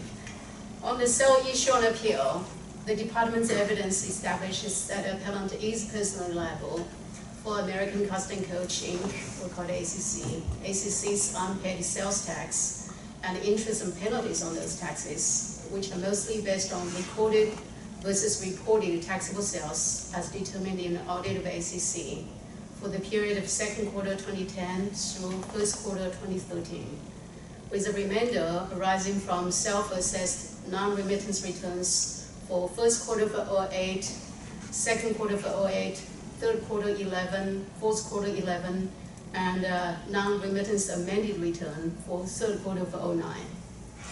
As you know, pursuant to Revenue and Taxation Code Section 6829 and its implementing regulation 1702.5, a person shall be personally liable for any unpaid taxes and the interest and penalties on those taxes due from the corporation. If the corporation's business has terminated, the corporation collected sales tax reimbursement, the person was a responsible person, and the person willfully failed to pay or caused to be paid the corporation's tax liabilities. Here, appellant has conceded to the first three elements, leaving in dispute only the fourth element, willfulness. Pursuant to Section 6829 subdivision D, willfully fails to pay or caused to be paid means that the failure was a result of an intentional, conscious, and voluntary course of action. Willfulness does not require bad purpose or evil motive. Rather, there are three required elements. The person had knowledge that the taxes were not being paid, had the authority to pay the taxes, and had the ability to pay the taxes, but failed to do so. Appellant concedes that he had the authority to pay, leaving only two elements in dispute: knowledge and the ability to pay.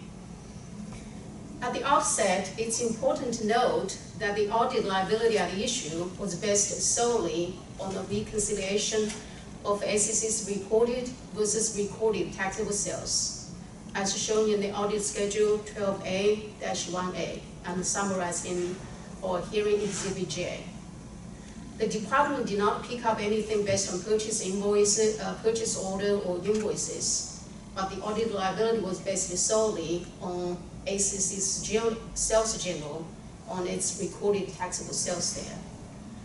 In other words, for each quarter in which there was an underreporting, one only had to compare the taxable sales and the tax accruals recorded in ACC's own books and records with what ACC reported on its tax returns to know that the taxes were not being fully reported and paid. For example, fourth quarter 2010, ACC's own books and records, we're talking about the sales journal specifically, show over $525,000 in taxable sales from two contracts. Yet it reported only $7,000 on its sales and use tax returns. First quarter 2011, ACC reported over $500,000 in taxable sales from two contracts, but reported only about $200. In second quarter 2011, ACC reported over $123,000 in taxable sales from one contract and reported zero.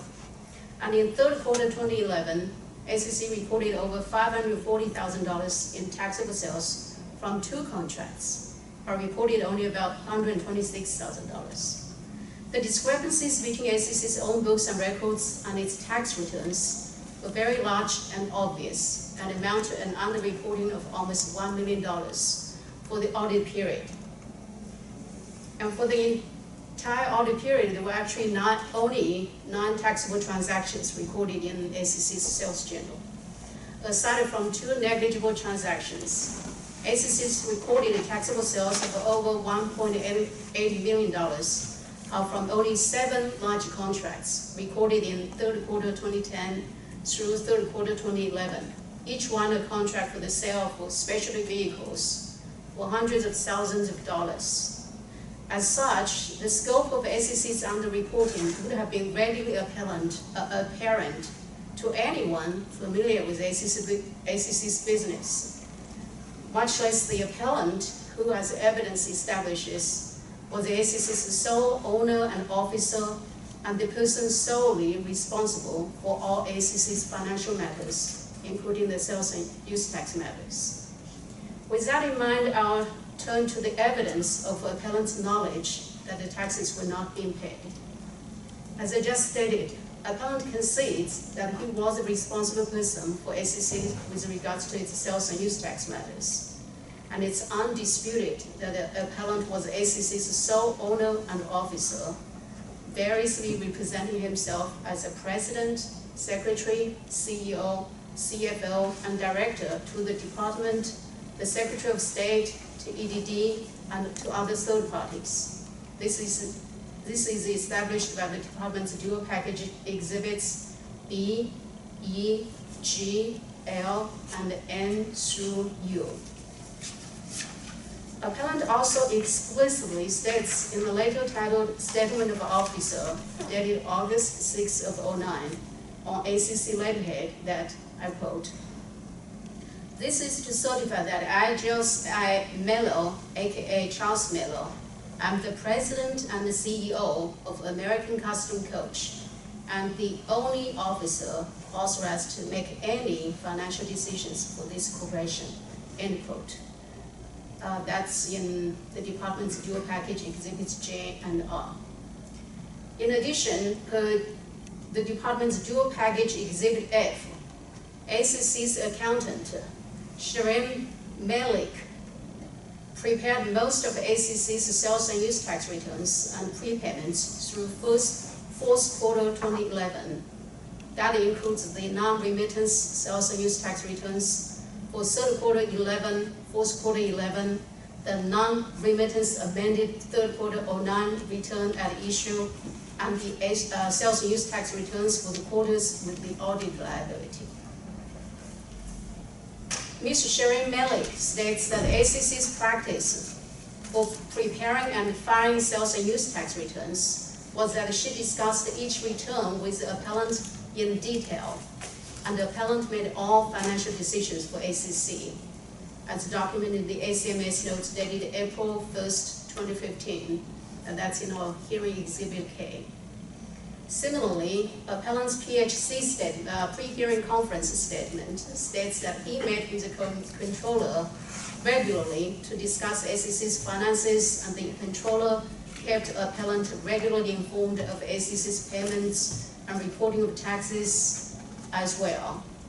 And in fact, today we heard appellant testifying that the controller, every time they would discuss finance matters, the controller would bring reports, the financial reports for his review, discuss the bills to pay and what forms to file. Furthermore, ACC staff prepared balance sheets, income statements, general ledger, profit and loss statement, sales journal, listing taxable sales that were provided in the audit, all for management purposes. And the auditor commented in the 414E report, which is a report of a field audit, that ACC's books and records are adequate for sales and use tax purposes. And the auditor actually deemed the books and records accurate. Not just adequate, but also accurate. So it's no manipulation by anyone that would have had an impact on the audit liability that was based solely on the recorded taxable sales in its own sales journal.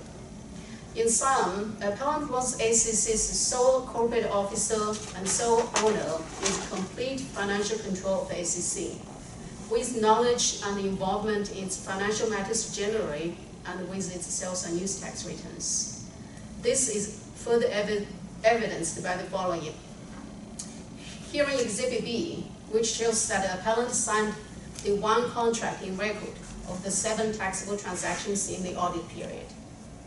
Department's dual package exhibits L, M, O, P, T, and S, which show that the appellant signed ACC's updated application for seller's permit, checks, waiver for limitations for the audit, power of attorney forms, lease agreements with third parties, and an installment payment agreement with the department to pay ACC's delinquent tax liabilities. The department's dual package exhibits K and W through Z, in which appellant is identified as the person responsible for sales and use tax matters and the person authorized to make payments for ACC on every responsible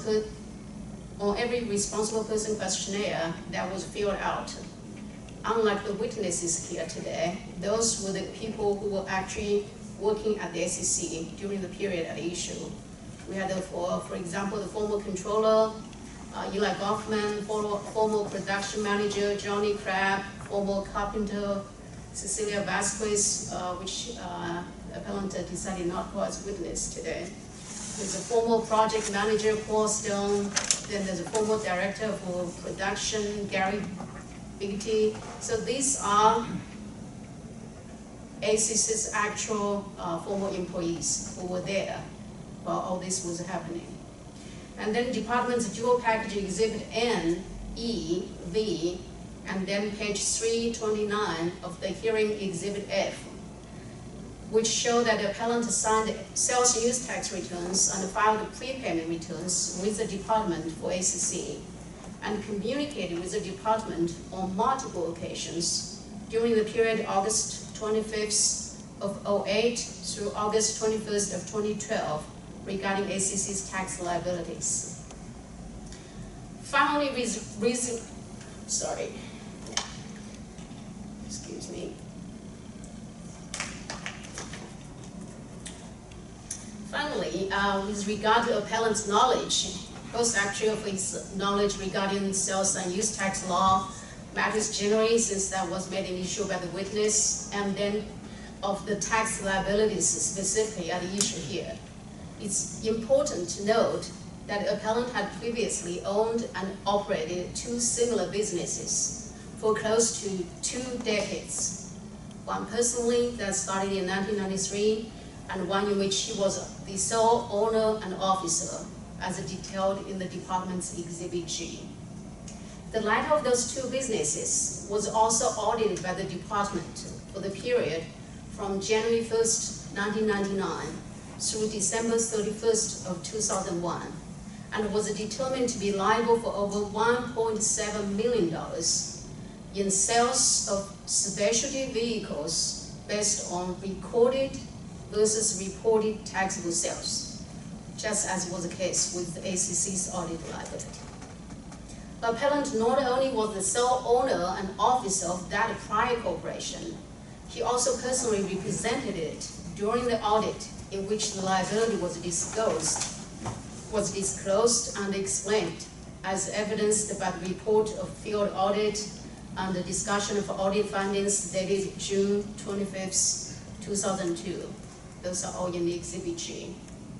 Those discussions occurred just several months before appellant closed out that prior business and then opened up the permit for ACC, and which he continued operating essentially the same business. Given that history, appellant's claim that he was unaware of a liability of the same type or scope arising out of the same type of business, also under his sole control, is particularly unreasonable. It's therefore established by preponderance of evidence, that is, it's more likely than not, that upon or shortly after the due date of each quarter in which there was an underpayment, the last of which was due October 31st, 2011, appellant knew the amount of the taxable sales as recorded in ACC's books and records for the only 7 taxable transactions there, and knew the amount of the taxable sales reported on ACC's returns. In other words, appellant had knowledge that the taxes were not being fully paid.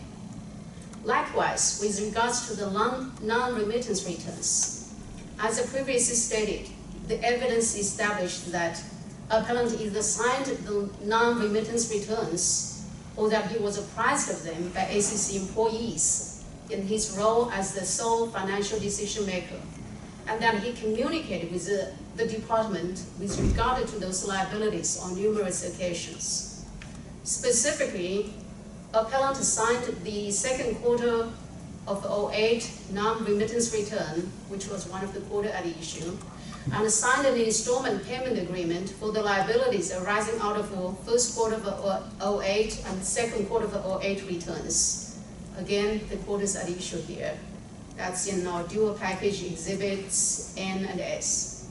Appellant's knowledge of the first quarter of 2008 and second quarter 2008 liabilities is also reflected in the department's ACMS notes dated August 25th of 2008, September 9th of 2008, August 4th, 5th, 6th of 2009, and January 20th of 2009.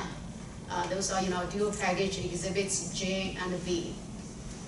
As for the non-remittance third quarter 09 amended return and the third quarter 11 and fourth quarter 11 non-remittance returns, They were prepared by ACC's accountant, Ms. Shireen Malik, who said she discussed each return in detail with the appellant, based on the dual package Exhibit F and our hearing Exhibit K.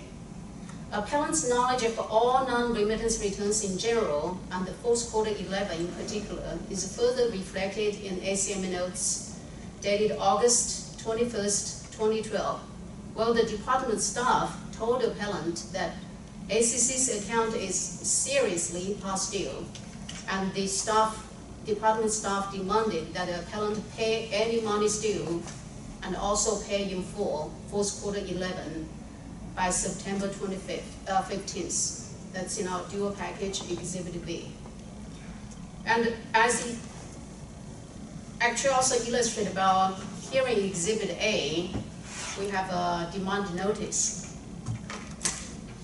The department actually sent ACC regular demands for payments on all its delinquencies as well. So for every quarter there was a non-remittance return, the department would actually send a notice a month or two right afterwards, and then there'll be regular follow-up as the non-remittance returns piled up, more liabilities were rolled in, there'll be more demands for notices.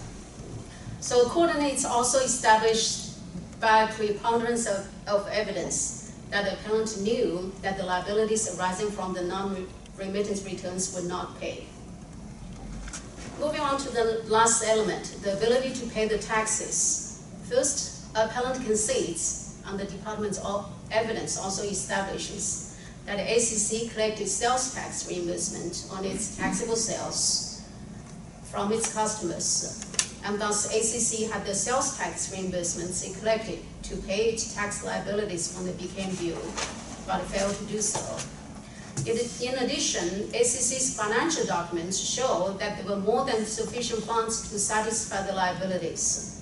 For example, dual package exhibits BB through EE, ACC's limited bank statements that were provided from Union Bank, 3 or 4 different banks, for only selected quarters already indicate that the ACC made withdrawals and payments totaling around $900,000 for fourth quarter of 2008, $210,000 for first quarter of 2009, $180,000 for second quarter of 2009, $600,000 for first quarter 11, and $870,000 for fourth quarter 11.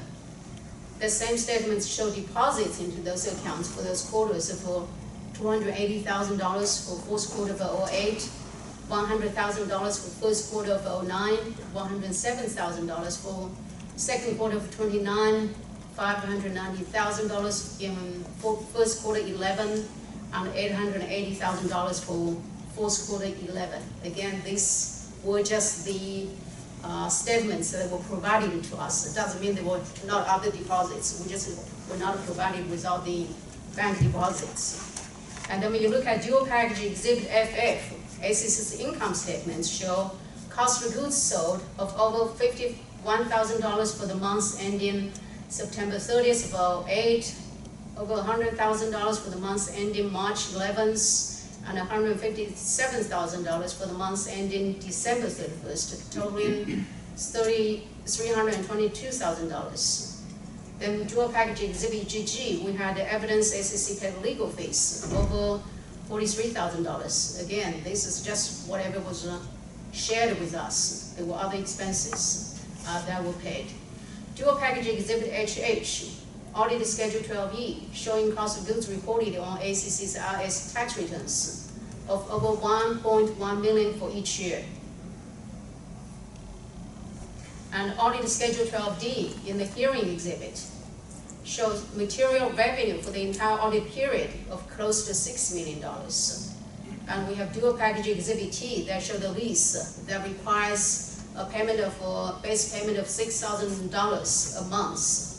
And we actually have canceled a check for February 2013 for $8,000. That showed the rent actually increased over the years to $8,000. And that check also had the ledger and notes showing all the rents were paid. There was no rents overdue. And then dual package exhibit AA, showing payments to suppliers And dual package exhibit U, EDD veg information showing significant veg payments of over $2.8 million for the period at issue, ranging from about $100,000 to $150,000 per quarter. And the wage payments also include payments to appellant himself, about $4,000 bi-weekly. Although those based only on partial financial documents that were made available to the department, these documents established that ACC had sufficient funds to pay the liabilities at issue on or after the dates they came due, but failed to do so. Accordingly, the department has established by preponderance of evidence all the requirements necessary to hold the appellant personally liable for ACC's unpaid taxes, interest, and penalties pursuant to Section 68 to 29.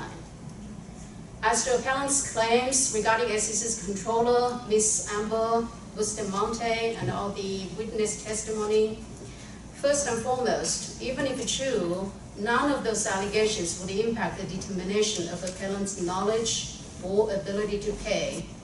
Appellant's knowledge is based on what was actually recorded and reported in the ACC books and records, which the auditor found adequate and deemed accurate.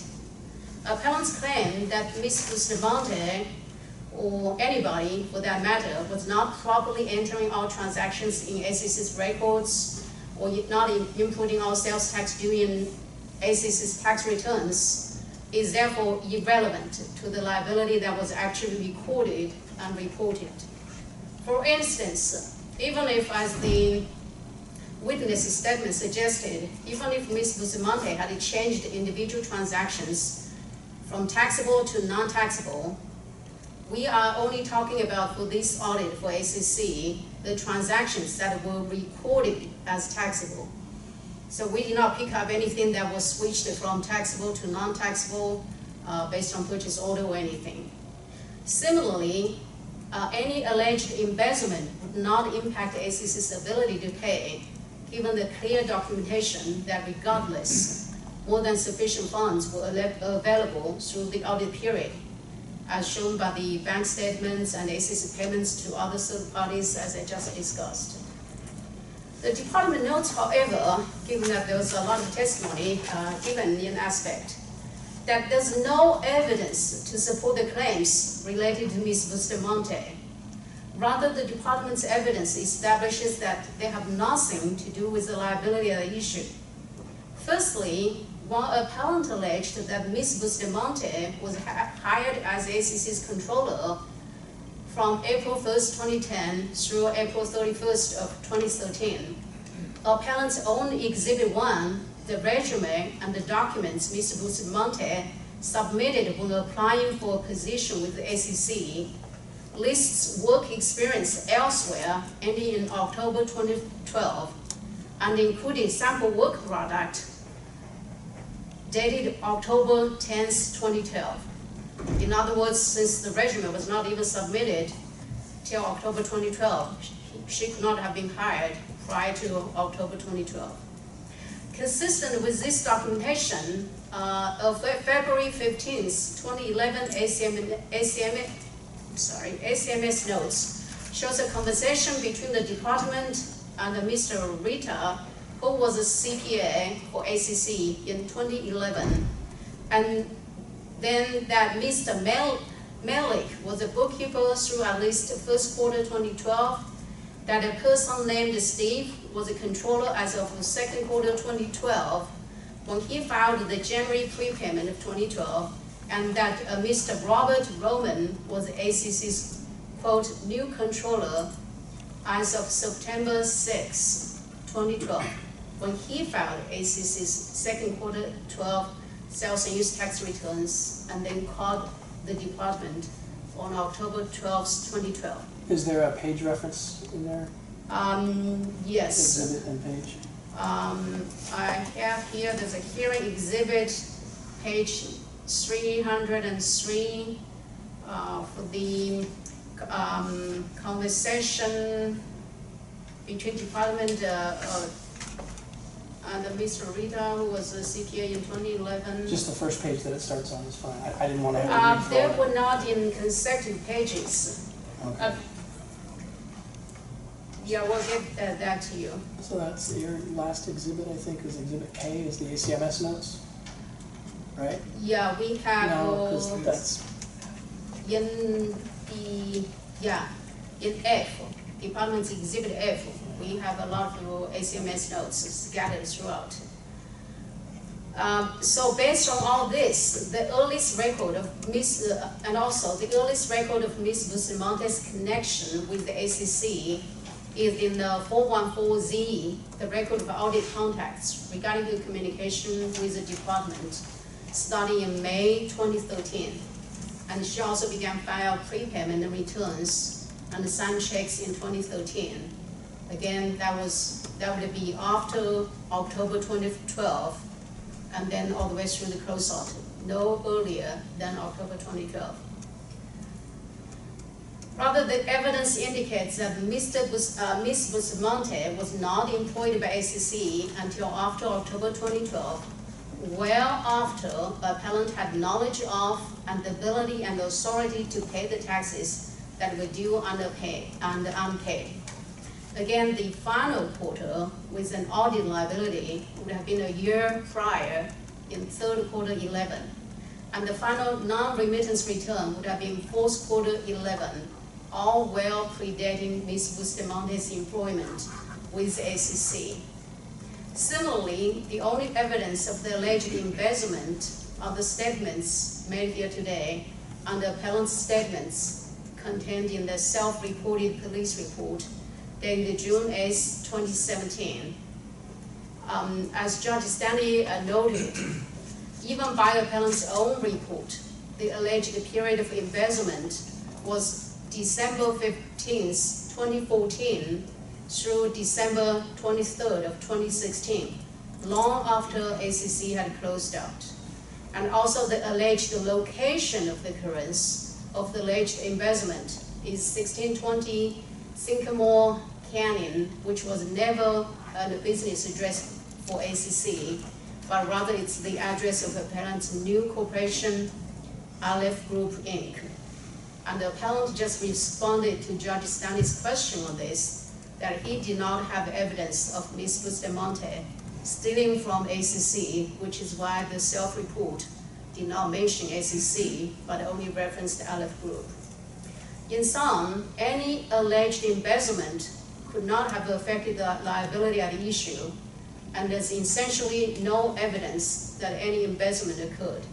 But even if it did, all of the documentary evidence indicates that it would have been all well after the period in question, and even at a totally different business. The department actually had a similar comment regarding appellant's Exhibit 3.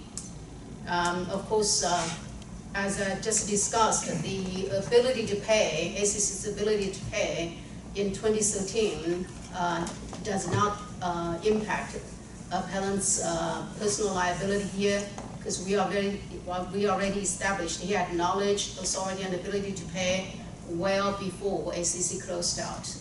But even for the Exhibit 3 itself, when you look at the report, that was really a report based on activity from only one of ACC's multiple bank accounts. And this account, by the way, is also not the ones we were providing bank deposits that I referenced earlier.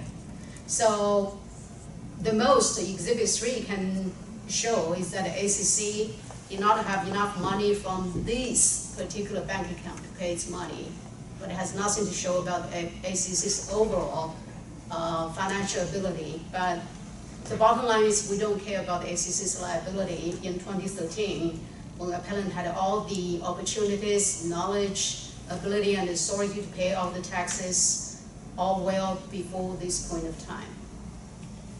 In conclusion, all of the elements of 60-80-29 have been met, and the appellant is personally liable for ACC's unpaid liabilities. Therefore, this appeal should be denied. Thank you. questions? No. Okay, go ahead.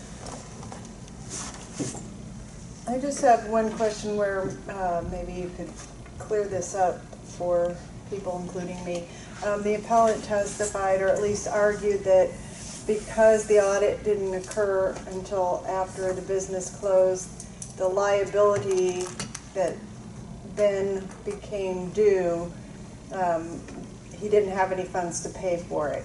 And you just now detailed all the payments that were made and the bank deposits and things during the audit period.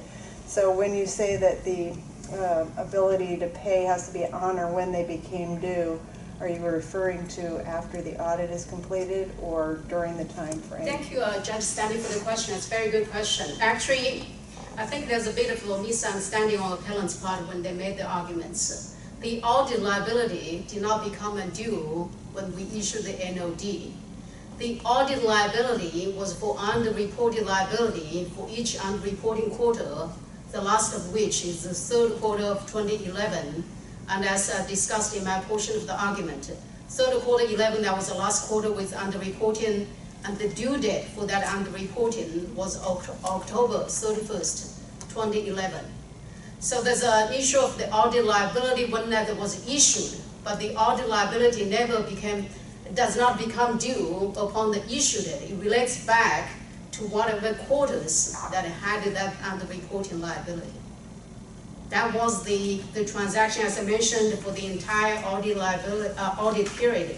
There were only basically 7 very large ticket item transactions. For each transaction recorded, the tax was due when the transaction was completed, not when we did an audit. With or without an audit, the liability always became due and payable in the months right following the quarter when the transaction became reportable. Thank you.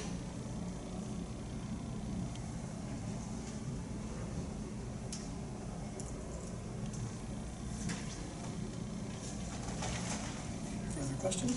No? Your turn for rebuttal, and I know they've had a lot to say in that period of time, so you probably need more than the 5 minutes we talked about. The department still is hooked on responsibility. That the element of the code section there. We again are arguing on willfulness. Mr. Mello, it's when did he know that liability arose?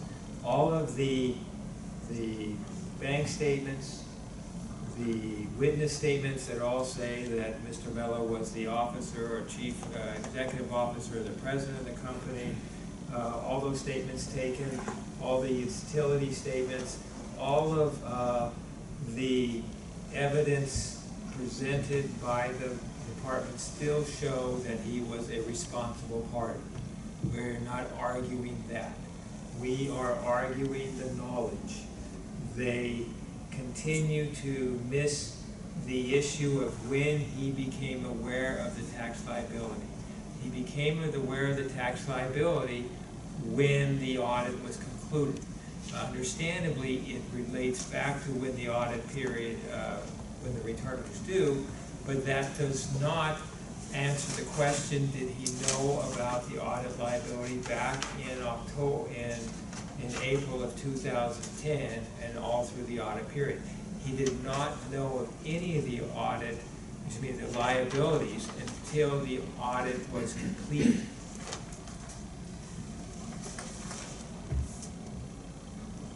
The issue of bringing up that he had prior businesses that had created tax liabilities, again, that is not has no indication as to did he know that this specific tax liability was due. You cannot, it's a specific element that you have to say he has to actually have been aware of. He actually has to have that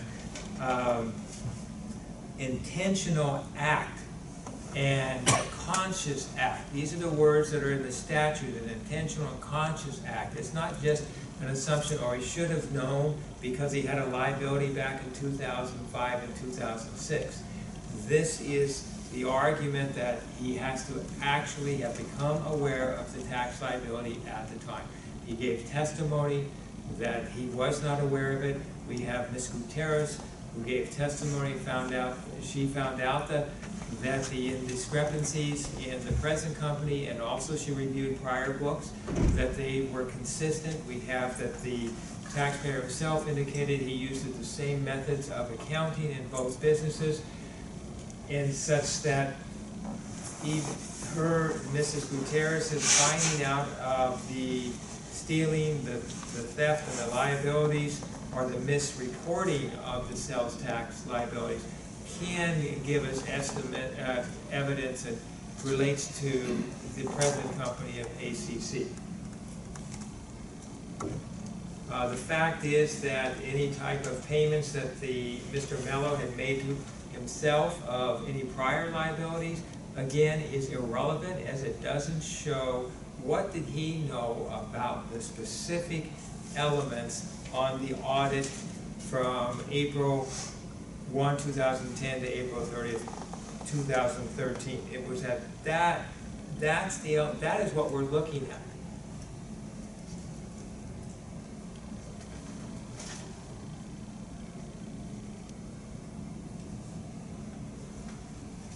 And I conclude with that the question is whether or not he knew or not. That concludes your presentation? Yes, it does. Okay, so I have a couple of questions.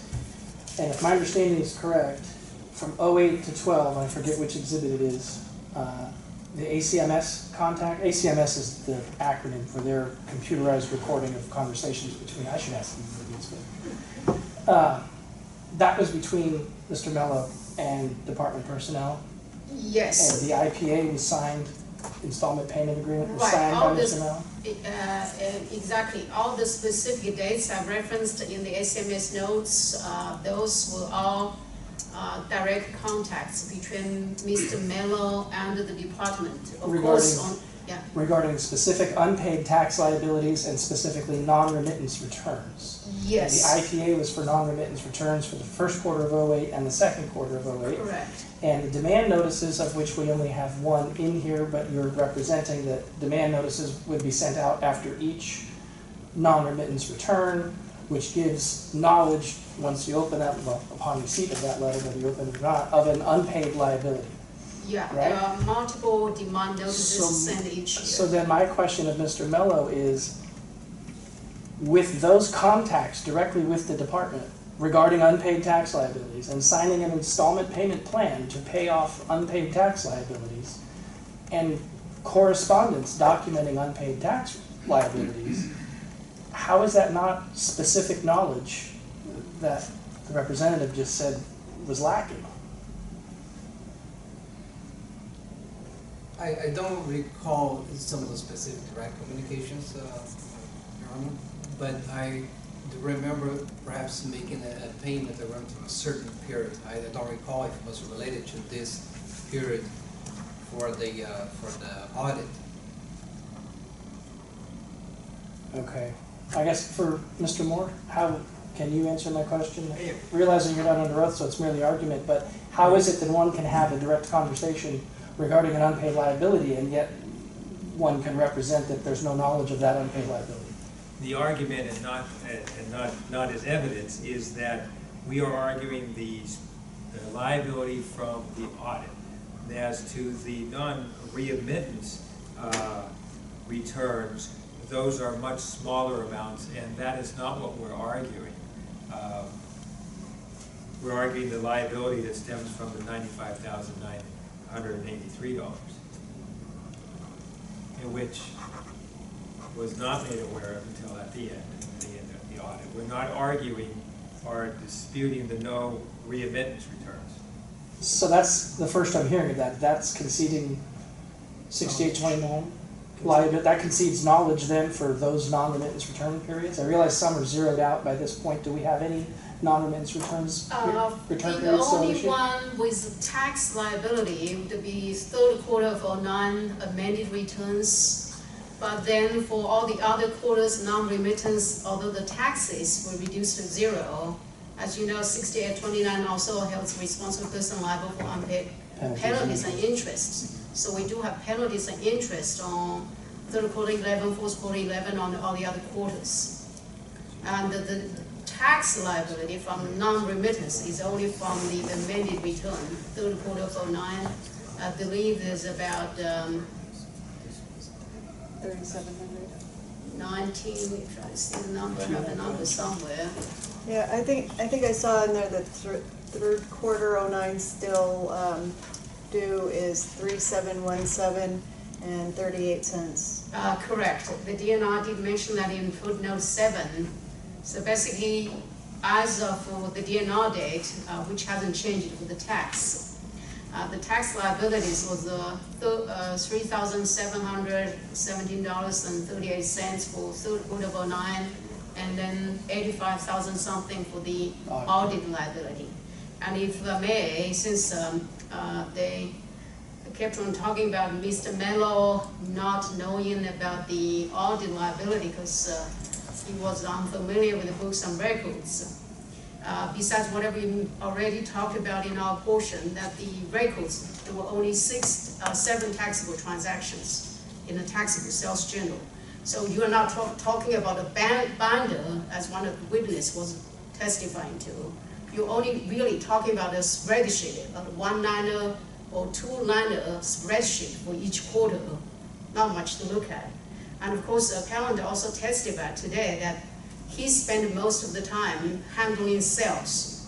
We took that to mean that he personally negotiated and secured those sales. When you have 7 taxable transactions within California with the government authorities, each at like $100,000, $200,000 or $500,000, even without the books and without comparing the books and records, just look at the return and you.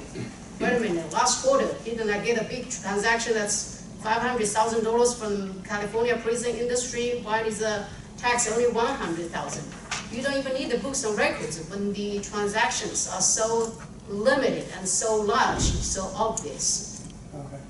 And I understand your position is by the time that's discovered, there's no money left. So I didn't mean to reopen argument. I just wanted to ask my question, which Correct. you connected the dots in a way that I hadn't quite connected. So what is the answer that you only contest knowledge with respect to the audit liability? that's my understanding. Okay. Thank you. I have no other questions. I have nothing. My colleagues do not. All right. Then, if neither party has anything further to add, realizing you guys won't agree, I will close the record, which means we're done accepting evidence and arguments. We will conclude the hearing. I want to thank everybody for coming in today and making vigorous presentations. Following this hearing, my co-panelists and I will discuss the evidence and arguments, and we will issue a written opinion within 100 days with our findings, and that will do it for today. Thank you. Thank you. Thank I you. think that ends it for today.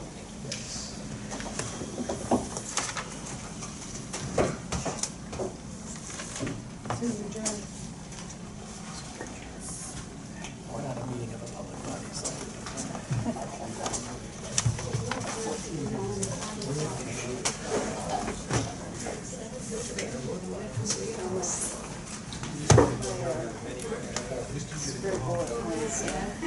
Recess if there's no hearing, adjourn and done. Call the rules.